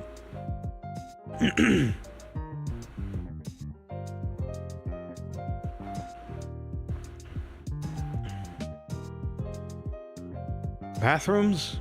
Cold storage? Not great for health and safety. Oh, what about the counter? You'd be that anyway, and it gives you a great view of... Fred's gaze catches the open sign, still lit in the cafe window. He sighs and bounds across the room to correct its message. As he does, he notices his phone, left forgotten on the countertop for a few crucial moments. Leave that hellish thing be. We want to attract less attention. The phone remains untouched until you hear Fred's paws padding towards you. Sorry about that, Ricky T. Don't want any prospective customers banging at locked doors. Instead, we got a whole day's business lost thanks to this fiasco, and never mind. That should be everything you need for the investigation. Ask questions, find motives, simple in theory. I know how this sounds. It's a dumb idea, but it's the best I've got right now. And if we don't do something, this place is going under. Wonder how Fred has cracked the screen of that phone yet? That's a good question considering he keeps it in his mouth whenever he has to move places. All of our livelihoods are at stake here. So, get out there and catch us a thief. Please. That's the first time I've seen him vulnerable like that. With his piece said, Fred casts a surprised glance at his phone before dragging with him back to his office.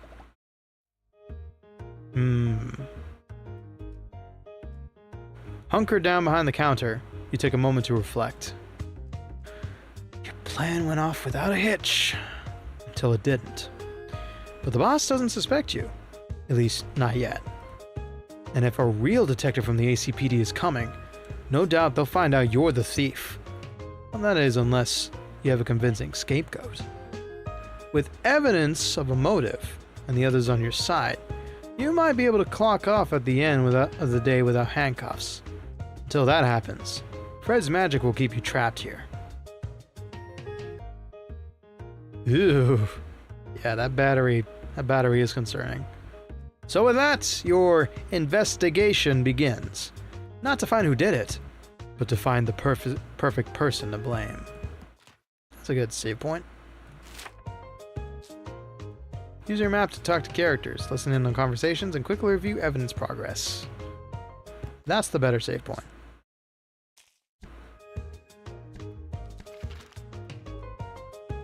Mm-hmm.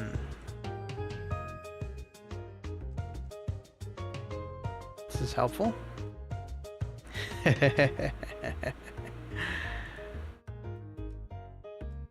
Still all neutral. I need to get everybody else on my good side.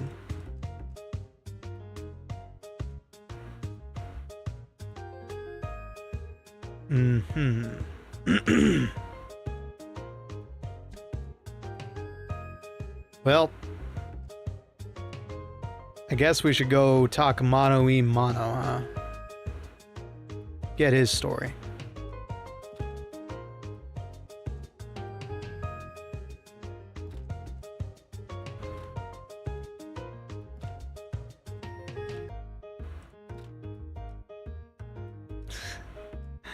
Okay. Let's go talk with Grudge.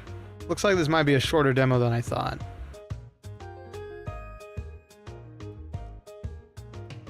How do you feel about the familiar?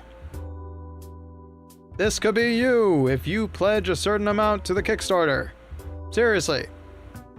That's what he's there for. When he approached Grudge, his eye sockets, once unfocused in demon thought, turned to you instead. Well, well, well. If it isn't Ricky T. I knew you'd seek me out first. I've been thinking about what your boss said, trying to narrow down who the suspect could be. Not that I have anything I could really use for an accusation or nothing, but you gotta start somewhere, right?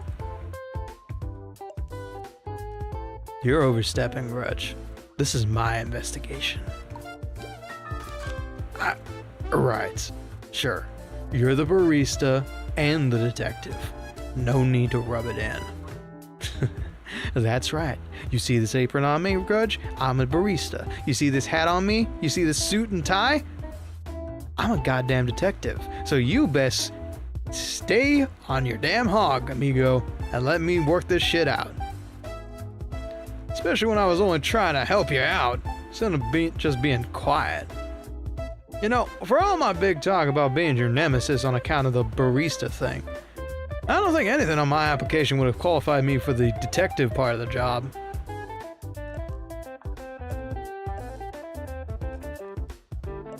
I thought everyone was faking it until they made it. They are? Damn, why didn't everyone tell me that? I guess I got something to learn from you after all. If only I could get a sneak at your resume for inspiration. But how would I go about stealing it? Look, I've got some personal experience with this kind of scenario. In the novel, I mean, my experience, usually the detective's first instinct is something they should follow up on. I feel represented here. Which is why I wish I had first instinct to go off of. But my crime senses haven't exactly been tingling today. Let me just think. Is there anything else that springs to mind? Nah, I'm fresh out of insights on the case for now, Ricky T. Alright, time for you to do your worst and hit me with some questions, detective. How do you feel about the familiar? Grudge slowly grinds his jaw, as if tasting your question.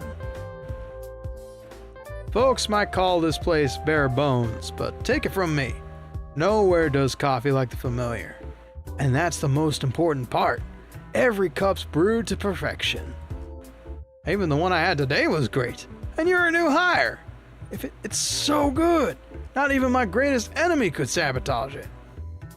Shame I didn't get your job. Been drinking the stuff for ages now. I could have proven I knew how to replicate it. Just the latest in a long line of missed opportunities.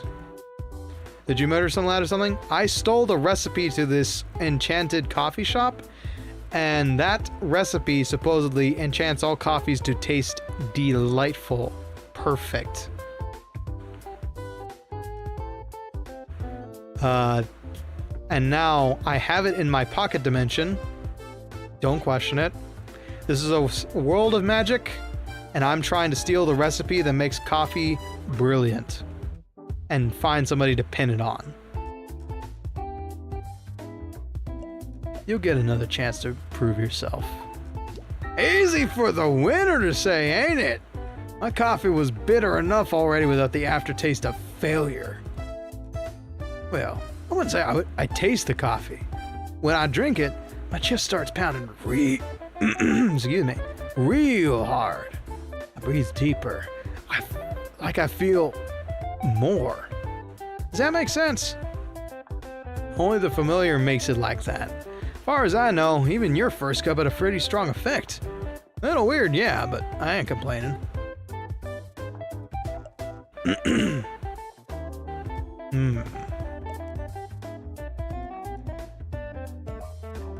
Maybe Fred's enchanted it to make it super addictive. Oh, but he would do that, wouldn't he?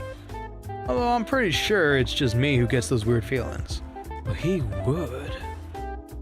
If I had to guess, the recipe's so magic that its power has been rubbing off on me. 1 cup at a time. With a few more cups, I'll be slinging lightning from my fingertips. No wonder Fred wants it back so bad. Hell, I do too. Otherwise, the best coffee and artifice might be nothing but a distant memory, and I'll be left a decaffeinated husk. Oh, I know how you feel. I had to give up coffee just because I got sick. And I have been not as miserable as I expected, actually. I've got to savor the last drops of magic while I can. Then, I have to do without if this place goes under. What an odd thread of tapestry in this case. My thief isn't just stealing coffee, but the magic that makes it shine. How utterly nefarious. Sounds like Grudge is the only customer affected by the coffee's magic. But if he gets some unique upside from it, you might be able to spin that into a motive. Bango, bango, bongo. What kind of magic?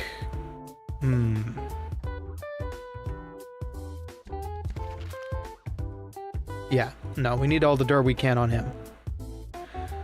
What kind of magic is in the familiar's coffee? Grudge looks past you, gazing into the lens of an invisible camera. Ain't no wizard, but I know it's potent. Makes the coffee taste like a raining evening in a smoky bar, or thumbing through the pages of a beat-up book. It's like... Look, I don't know. It just hits different, alright? If I knew how magic coffee worked, I would have told you before. I suppose Jess might know more about that. Wait, nah, they don't drink it. They get hot chocolate every time, just like I get my coffee. And not one for breaking routine. Not even when I offer a sip of mine.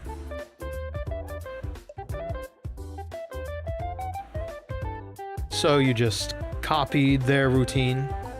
Hey, Jess might be organized, but they ain't the inventor of a regular order. I just thought it'd be cool if, I had something to match. And then Jess can pull out a whole thesis on why they like what they do. Meanwhile, I'm just here stumbling over my words. Shouldn't be this hard. Grudge stares into his cup, searching for any answers that might have sunk to the bottom. Sorry. Don't got the right words for this. I'll think on it some more.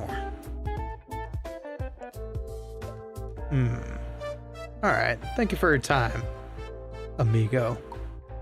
With a shrug, Grudge stuffs his hands into his jacket pockets. Alright, later then.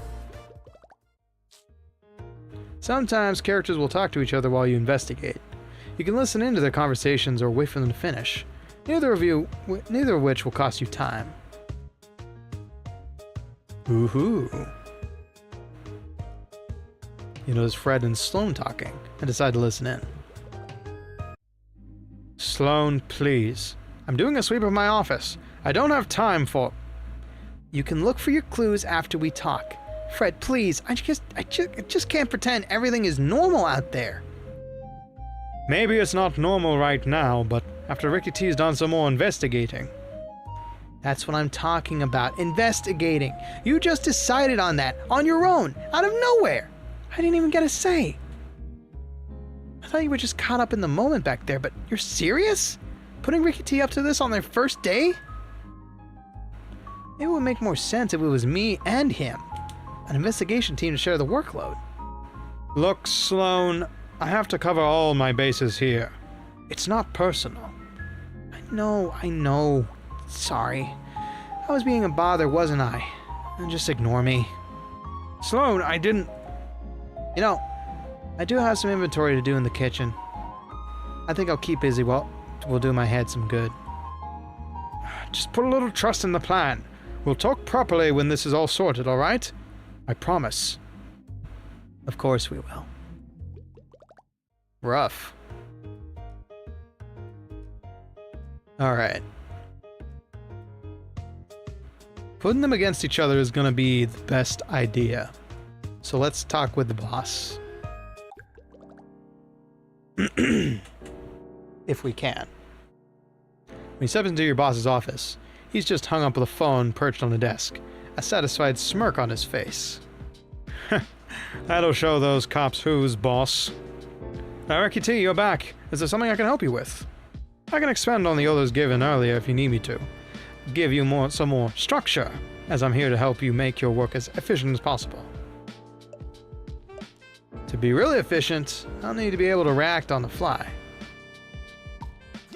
Oh, I suppose that's right. Most plans never survive contact with the enemy after all. Though, speaking of orders, it seems Sloane's chafing against this whole investigation. He doesn't like her. She's always been on my side before this. Why doesn't she trust my judgment all of a sudden? Even if not as her boss, as her friend.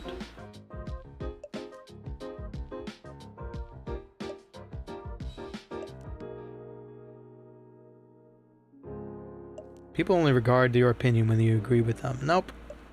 Maybe she's always been looking down on you. Nope. Somehow you lost her good opinion. In my experience, you'll never get it back. People are so fickle. Feelings crumble like a house of cards. But the idea that Sloane thinks so little of me all of a sudden. If you speak to her, could you maybe...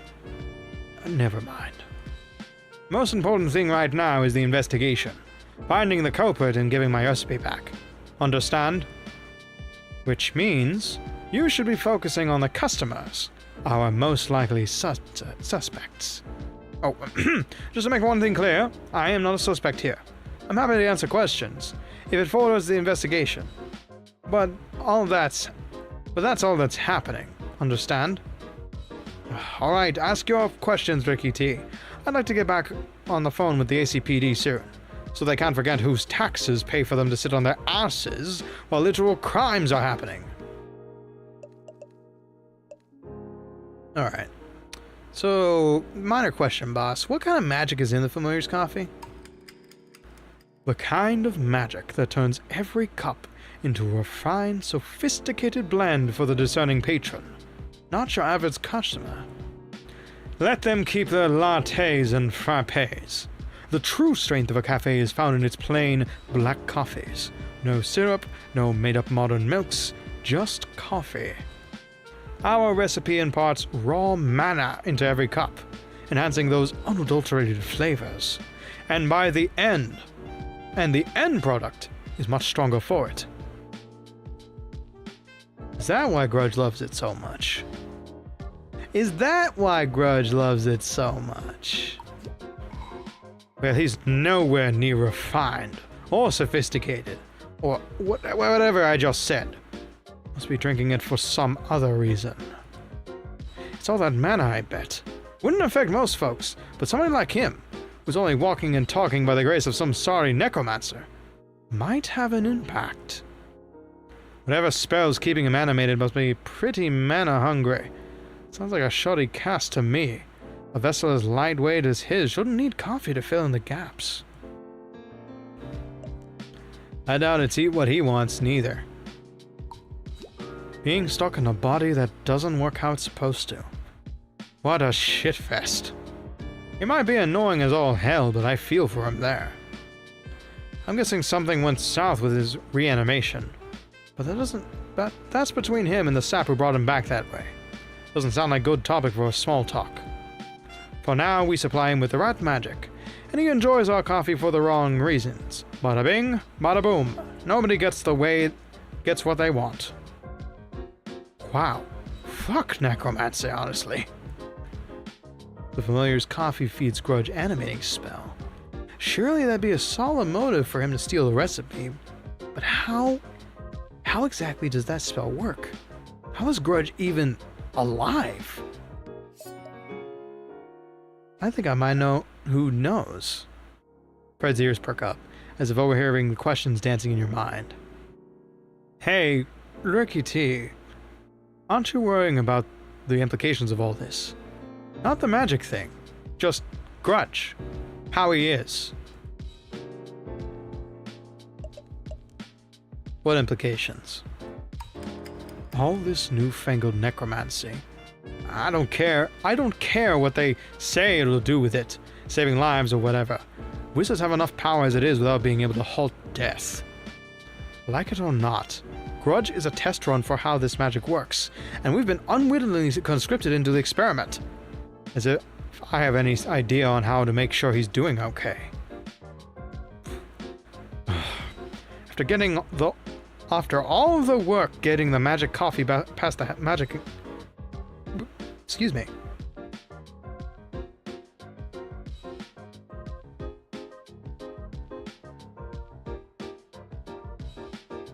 Sorry. Been a lot of air coming in and out of this jawbone. After all the work getting magic coffee past the health inspectors, he just had to be an exception, didn't he? Why can't any of our regulars just be normal? Because normal people don't appreciate what's exceptional. That's true. Not many things I hate more than arrogant assholes touting conventional wisdom. That's the price of being unconventional, then. Dealing with every sort of misfit under the sun. I mean, look, Grudge is weird in a lot of ways. Some tolerable, some less. In this case, though, I'm blaming the wizards. It's how they always work. Lay out grand cathedrals for the little people to build. And then, when they collapse, let the stones fall on their little heads. Grudge is just their latest project. For better, and definitely for worse.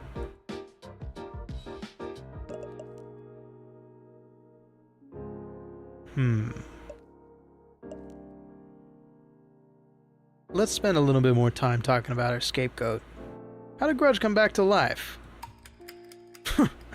Been a long time since I've been around necromancers, and I'm in no hurry to make friends with any now. All their promises of eternal life are scams, trust me. No such thing as immortality. But who knows? Haven't heard of anyone like Grudge. Maybe all that magic coffee's gonna make him live longer. Just my luck. If I have to deal with him for another 100 years, I might finally lose my mind. Must take a lot of mana for Grudge to sustain himself. Yeah, and way more than he could ever get on his own. Makes you wonder where he'd go looking if he wanted something stronger. Well, this hasn't got anything to do with anything. I don't know what's up with Grudge, and I don't think even he knows. Not even how he, died. That'd be a bad start for anybody. Hope he figures out what to do with it, besides arguing with me. God damn it, maybe I would miss him. Well, thank you for your time, boss. As you take your leave, Fred slides his phone open. A short dial tone follows soon after. Alright, where was I? Ah, yes, my rights as a taxpayer. Hurry up! Nobody's having a conversation, so I think it's time we had a talk with our local spell caster. You turn to Jessie, who stands face first in a thick tome, mumbling loudly under her breath. So if I have enough energy stockpiled by the half hour before, should be able to fill the mana well to a capacity that could disrupt the spell core just enough. What? Ricky T! I didn't notice you coming over. I'm sorry, I'm just figuring out how to... Well, I'm going to disrupt the spell keeping us inside, and then I'm leaving. Not right now, but I'm building up the energy to do it as soon as possible. Wow, very impressive. I look forward to seeing you in action. Thank you. I'm pretty confident it will be a success. But still, maybe don't stand too close. I just really need to get out of here. I know I mentioned meeting Mike earlier, but it's a certified big deal. If I miss my chance to present to the board, I'll have passed up the opportunity of a lifetime. Their shoulders slump. Whatever enthusiasm they had for their spellcasting ploy dissipating. Their shoulders slump. Whatever enthusiasm they had for their spellcasting ploy dissipating in the face of reality. This is so frustrating. I had today planned out to a T. Spent my whole week being anxious about it. Then the day rolls around and it's all just out of my hands. And now I'm left wondering if I did something wrong. If I should have planned better. Trying to treat myself to a hot chocolate this morning was the most colossal mistake of my life.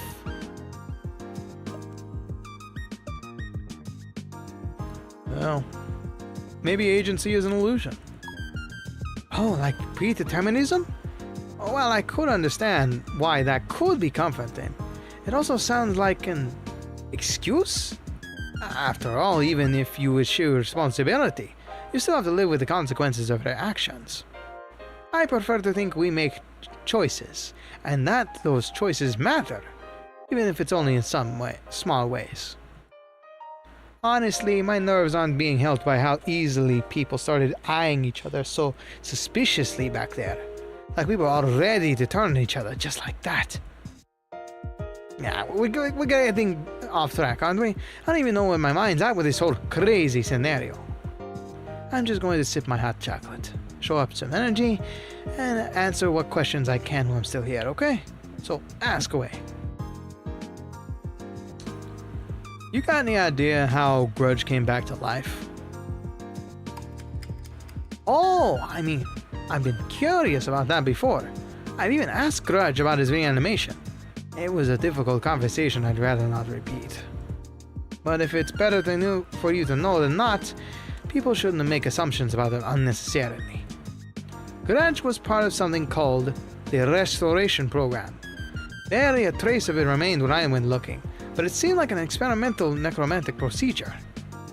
So experimental that Grudge's animating spell was left unfinished. Most undead retained their bodies and memories, but he was an entirely new person. Not what they wanted. As far as I can tell, the necromancers buried any evidence of restoration and left Grudge without enough magic to finish his animation. You don't need to tell me why that's bad.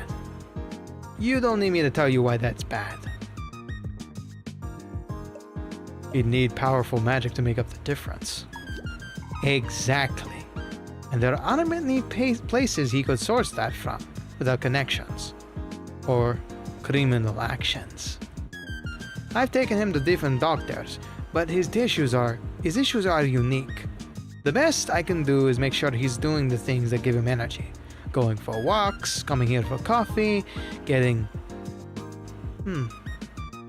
Fred's recipe imbues all the coffee with magic, doesn't it? Grudge always said it made him feel better. It must be giving him some of the raw mana he needs. No wonder he loves it. Strengthening the spell that keeps him alive with black coffee. Necromancy is fascinating, isn't it? We've got to see what effects it'd have on other undead, just to see if it actually works. We could try different blends, optimize for the effect. Yes! And if we're going to help him, we should find the best way to do it. After everything that's happened, it's the least he deserves. I feel slightly bad for accusing our fellow Skeleman, but a job's a job. We need to know more. We can finish what those awful necromancers didn't. Find a treatment that works. A dosage that'll make him feel better. I need to tell him. I'm sure he'll be happy to learn his favorite coffee has been giving him life. And not just metaphorically. If coffee helps Grudge feel alive, surely the recipe could give him that and then some. Stealing it would only make it easier to connect to his past life. Bingo. Oh, you consider this motive, though Jesse considers you. Was there a relevant reason you wanted to know this? Or were you just curious about a sensitive topic? I thought it was important to knowing Grudge. But it's no more than important than any other part of him. Most people can't seem to look past his skeletal exterior. They forget he's a person, like the necromancers did. All this really explains why he takes his coffee black. Some part of the spell is pushing him towards it. But like it wants him to. Like it wants him to come back. But it's not him that come back, is it? Normally there's not such a big gap between being alive and undead. If this other person starts to return, I don't want to think about what happened to Grudge. We'll make sure there's always a place for Grudge Knuckles. Don't worry. Yeah, I don't care if no one's lived the way he has before. Or no one's even been a person like him before. Grudge Knuckles has to stay. If I can help him with that, then how can I call myself his friend? We'll find a way. Whatever he's going through, he won't have to deal with it alone this time. As the conversation draws to a close, Jessie glances at their phone. A sharp intake of breath quickly follows. Oh my goodness. Good time.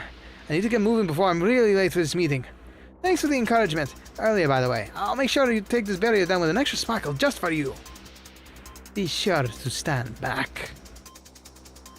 Jessie turns with a determined set to their shoulders, marching to the front of the cafe, their feet planted firmly. They stare down the magically sealed door. You've got this, Jessie. You've got this. In your peripheral vision, you spot Alexandra looking at the two of you with narrowed eyes. She shakes her head and starts to approach. Jess, I don't like the look of that stance you're holding. Tell me you aren't going to do something stupid. Grudge slinks over, attention drawn by the small cluster you formed. I don't think I'm doing something stupid. Quite the opposite. I'm going to break the barrier. Excuse me. I'm going to break the barrier keeping us trapped here. Hell yeah! Put that vampire magic to good use, Jess. Break us out. Would you two stop saying such incriminating phrases, please? You're right. Less talking, more casting. As soon as Jessie calls their magic forth, the air pressure fluctuates in an awkward rhythm. The lights flicker overhead. Oh no. Heavy footsteps quickly puncture the bubble the euphoric forms as Sloane rushes in from the kitchen. What's happening out here? Is everything Jessie! What are you doing? Before they can formulate a reply, a streak of black fur races past you. Your boss leaps under the table, claws out on a snarl in his maw. Somebody explain what the hell is happening right now. Oh, for how many times do I have to explain this? I'm breaking the barrier enchantment and leaving this cafe. Jessie, I understand you're feeling a little distressed right now, but that sounds dangerous. Let's just talk this out, please? Talk it out. They're already mid-spell. Casting on the premises is a bannable offense. And keeping your customers trapped inside your cafe isn't a legal offense? Ha! Then I'll see you in court, right after that counterspell your petulant attempt to damage my property. Your boss starts casting a spell in retaliation. His anger quickly lost to pure focus. The room caught between these two casters pulses with an eerie red and yellow glow. Don't listen to him, Jess. Destroy those words. Jessie! Jessie! I want it to be known that I do not endorse the actions of my fellow customers in the slightest. I really think if we just calm down and talk... Dave? At the front door, Dave peers sightlessly into the cafe, his face pressed against the glass. Hey guys, Dave here. What's going on in there? It's hard to see with all the glowing... Great, no need to worry. Dave is here. I think I've almost got it. I can see the spell core. Oh no, you don't. Fred's eyes pinch in concentration as he throws his all into combating Jessie's spell. Dave, you need to get away from that door. What? I can I can't hear you guys over this humming sound. Then, everything goes silent. Like a taut string severed, the barrier meets its untimely demise, unleashing the last of its magic through every soul in the room. Hell yeah. Let's hope we're alive. Well, shit. I actually did it! Slowly then, all at once, the white fades from your vision, and the aftermath of the magical onslaught comes into view. Everyone seems to stand deathly still, caught between the awe and shock at the empty hum that resonates through the air. Everyone, that is, except Jesse. I did it! I did it! I did it! Though their breath is short and their movements lethargic, Jesse's eyes are bright and hopeful. They stumble back to their table, reaching for their bag. You really did it! Jess, you really are so unbelievable! This is... So much for your counter spell, Fred. That is it! You are going on the ban board, MX Hendrix. And your skeleton friend, too. Fred, calm down, please! A familiar, long-absent jingle rings throughout the room, the sound of a new customer entering your ranks. Dave steps tentatively into the cafe, his precious box propped outside as he opens the door. Well, how about that? It looks like I can finally make my delivery. A shiver passes through you, skittering up your arms and landing uncomfortably on the tip of your tongue. Another surge of magic, rushing back to the barrier it had just been exorcised from. The door starts to swing shut behind Dave. No! Jesse lunges across the cafe, their bag hastily thrown over their shoulder and desperation in their eyes. Their fingers reach out and graze the handle of the door as it finally closes, and the magic barrier that they had worked so hard to dispel slams stubbornly back into place. Sorry, I should have held that for you. Let me just... Dave tugs on the door. It does not open. Oh, that's weird. It's not opening. I probably should have put my package down outside. Wait, you're not telling me we're trapped inside again? What was that about my counter spell? I'm still here. My meeting. I can't. Why don't we have a calm discussion about what just happened? We'll start with Jesse. Please talk us through why you did what you did, would you? I needed to leave. I have to get to my meeting with the board. Do you understand how many months in advance I had to book this in? Ha! Meeting. You mean you had to get to a covert location to hand off my recipe? No! Sloan knows what I'm talking about. And Ricky T too. He believed me earlier. He even encouraged me. Oops. Hey, buddy. Hey, Flash, what's good? And also, hello, Tony. How you doing? We're going long, because this is going to be a long time, and I want to get this investigation done tonight. You're catching us in the middle of Spill the Beans, a game demo by Skeletal Games. Oh yeah, staying hydrated as best I can.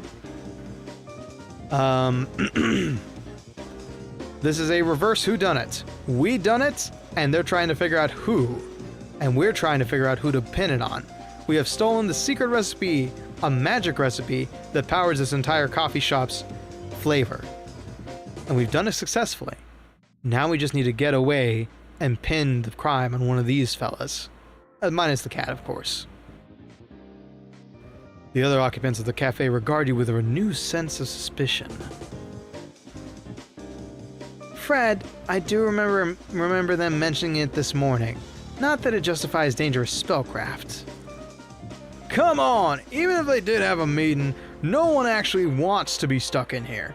Why is it a crime to want to leave? I would if I could. That doesn't mean making a spectacle is the right way to go about any of this. Sciatic pain. Oh, shit. Ouch. Rough. It's been a rough couple days of work, I assume. Also, hell yeah. I'm on a TV. Yeah, you still haven't cleaned that up, have you? Look at that. I believe that's your Switch. That's probably some other junk over in the corner there. I think I remember what your TV looks like. The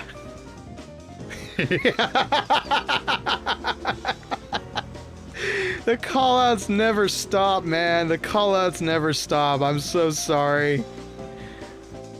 Anyway. Well, Ricky T, what do you make of the situation?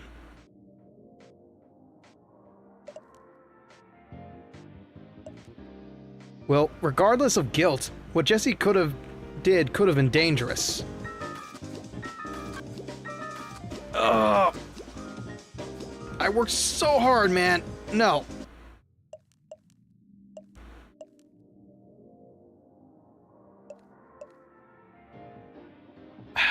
I gotta play the blame game.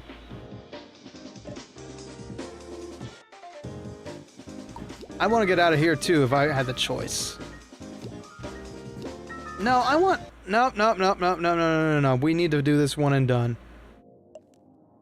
Actions are undeniably suspicious. Yes, I want him to be pissed at me. And not the boss. And they wouldn't listen when I told them that earlier. And they wouldn't listen when I told them that earlier? No! Escaping the scene of the crime is textbook criminal. If anything, it's too predictable. But yeah. Good luck on the back pain, buddy, and enjoy the show. You too, Flash. This is going to be a lot of me talking in the game and less to chat, but feel free to lurk or just pipe in whenever you feel like. Look, regardless of how you all feel about it, the context, you can't deny this is a strike against the young Hendrix heir. I told you already, I'm youngest of 5 siblings. In spite of their differing opinions, you see the weight of uncertainty settle on everyone else in the cafe. Alright, while we're here, does anyone have anything suspicious they'd like to bring up? Fred's gaze makes his way around each individual in the room, but no one steps forward. Great. Good to know we're making all the effort to clear up this mystery. Well, Ricky T, do you have anything to add? Anyone here you think is a prime suspect?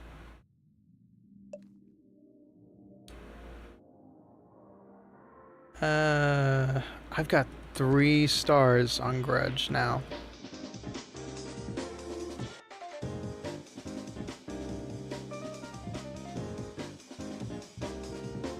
Evidence is complete.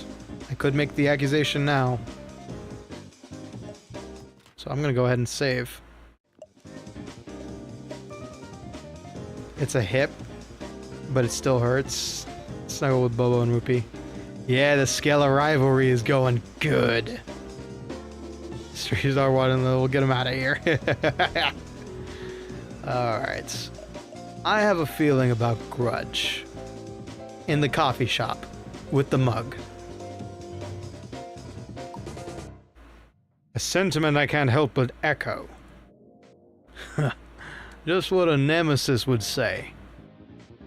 I've had enough of this whole back and forth. I know what I think, and I know we'll have our criminal caught before the damn cops enter this scene. You won't escape. The tense air of the cafe is cut through by the sharp ring of a phone distance. Your boss's posture perks up. That's the asshole on the line. Sloan, can you go get me my phone? Oh, sure, I can carry it in for you. As Sloan heads to the kitchen, Dave turns to the group. His smile is wide, his eyes untroubled. Well, this seems as good a time as any to introduce myself. Hi, I'm Dave. I usually deliver stuff to the familiar 1 to 2 times a week. Lovely to meet you, Dave. What's up? Gods, what? Is this what front-facing service feels like? How insufferable. Fred, here's your phone. I wasn't sure if you wanted me to answer the call or... Saved by the ringtone. Put the old bastard on the speaker, Sloan. Picking up, finally picking up, familiar? Knew I was about to take your silence as a sign to put my feet up. Don't you do enough of that already? Why are you calling then? Don't tell me you're going to do your job. You'll be happy to hear the calls you logged were heard loud and clear by the department chief. We'll be getting there a bit sooner than estimated.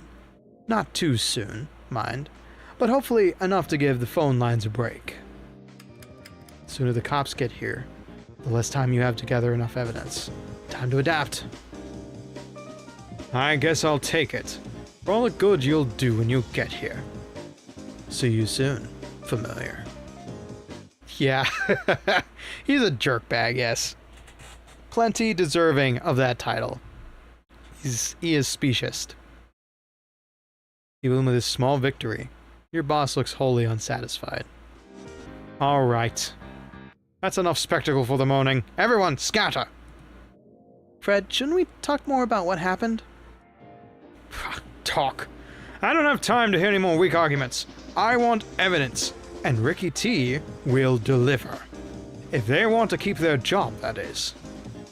Sloan opens her mouth as if ready to make one last argument, but the words fade along with any lingering determination. Looking out of the customers, you see that sentiment echoed. A resignation etched on the line into the lines of their faces. They know they're stuck here, and they know there's only one way out.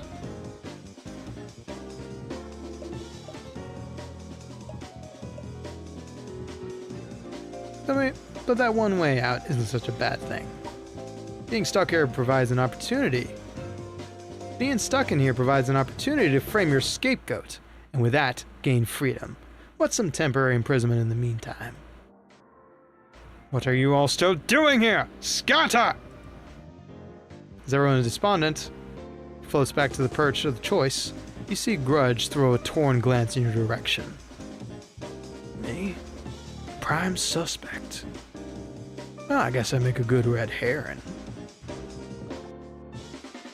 You make your way back to your small reprieve in this chaotic store. Your bag sits there, all the evidence you need to put away inside. To put you away...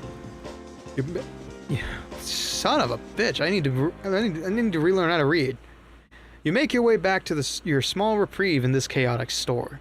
Your bag sits there, all the evidence they need to put you away inside.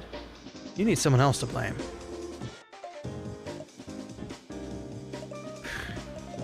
I will be free. You didn't work this hard to go through this much just to fail now.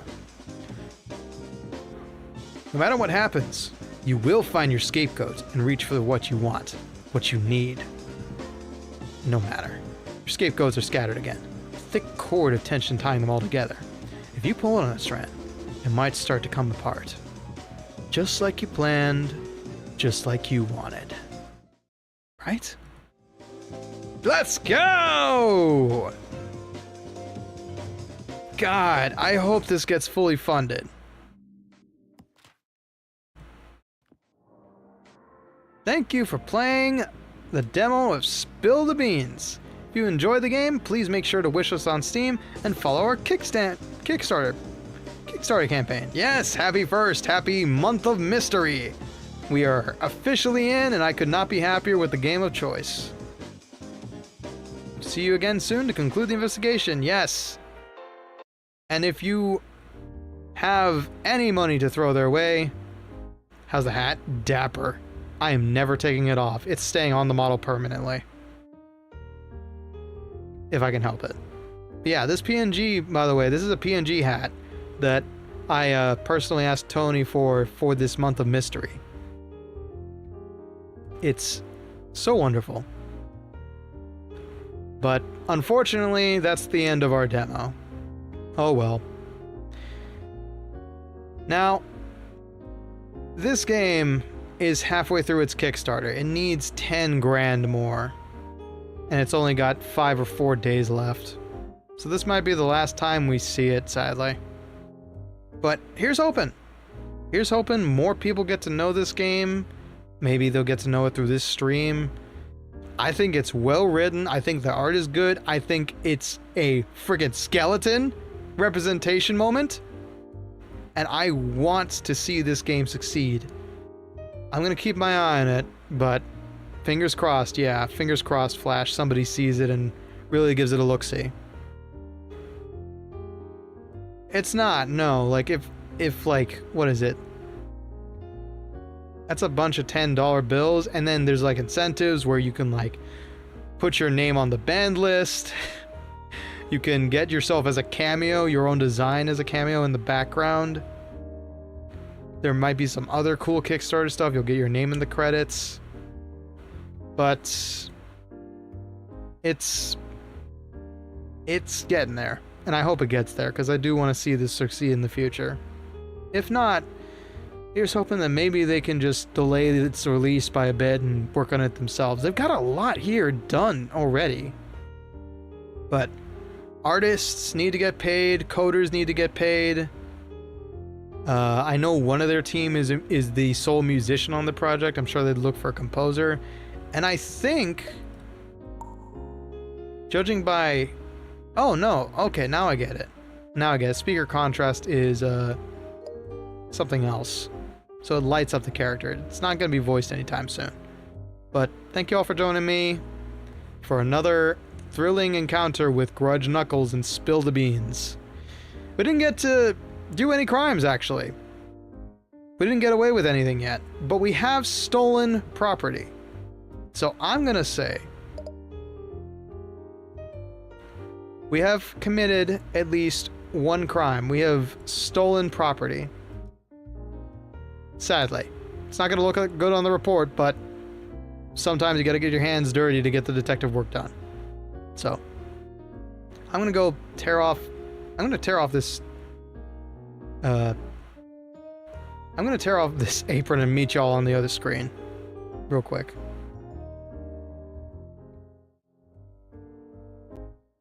Ugh. Conformity. Anyway, so yeah, that was Spill the Beans.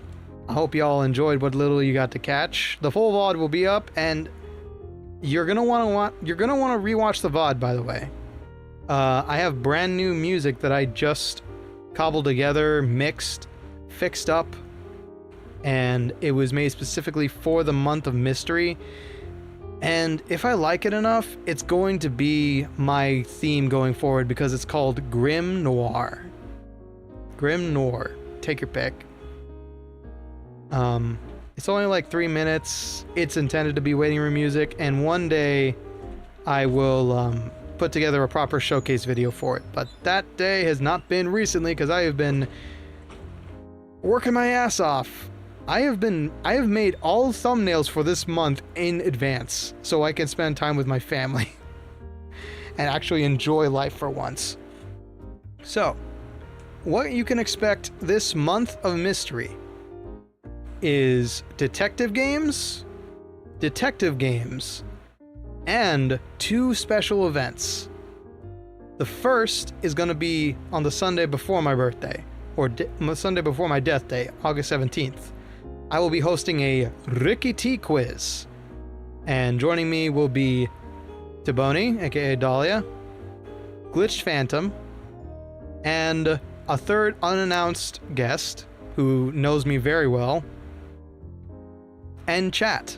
Yes, we'll be playing Kahoot, or yeah, probably Kahoot, because I can't think of too much like that would be too... I really don't want to spend too much on it. Like, I can't do assets, I can't look up a Jeopardy set and just download it, or have somebody create one for me. And that'd be just a lot of bells and whistles I don't feel like dealing with on that day. So probably just Kahoot. Yeah, I know Phantom used it during her anniversary or birthday stream, I forget. But I'll be having chat answer as well. So I'll be keeping a tally of chat's points, and then you'll have 3 other contestants to deal with. So it'll be like a 4-player game. Except one is a hive mind, which is kind of terrifying if you think about it. Alright, all that being said. New music video on the way as soon as I cobble it together. The month of mystery is upon us, and the other special event is the same week that I do the quiz. I'm also going to have a small just chatting presentation of sorts, where I get to finally gush about all the mysteries that I have read, experienced, watched. I just really, really, really have not had the time to like talk about the Hardy Boys or Columbo or all that good stuff. I just talk about anime, and you know, being an animated object myself, it's understandable. But you know, I just want to geek out, and you know what? It's my birthday week, so you have to listen to me. Nah, but all that being said, we got an exciting month ahead of us. I'm looking forward to it. I've used that in school. The fear of an honors kid is etched deep in my bones. Yeah, I feel that. It's the modern flashcards, I'm sure. Anyway, I'll figure all that out, but until next time, stay tuned for tomorrow's schedule.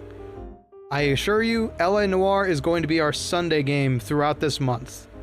And then a bunch of other really cool titles. One we've revisited, one sequel of a series we played before, and a bunch of new titles you may not have heard of. Actually, two series we've visited before. Anyway, cool stuff. Get hyped. I am going to crash because I am hungry. I wish I had some of this coffee that they're talking about, the magic coffee, but I can't. And I am dead tired from sitting at my desk almost 5 to 6 hours a day working on graphic design. My passion, clearly. All right. Thanks y'all for joining me. Y'all have a good night. And as always, memento vivere, memento mori, and enjoy writing your life story. Enjoy the music, everybody. And there's no new ending music, sadly. I need to work on that at some point, probably after the month of mystery.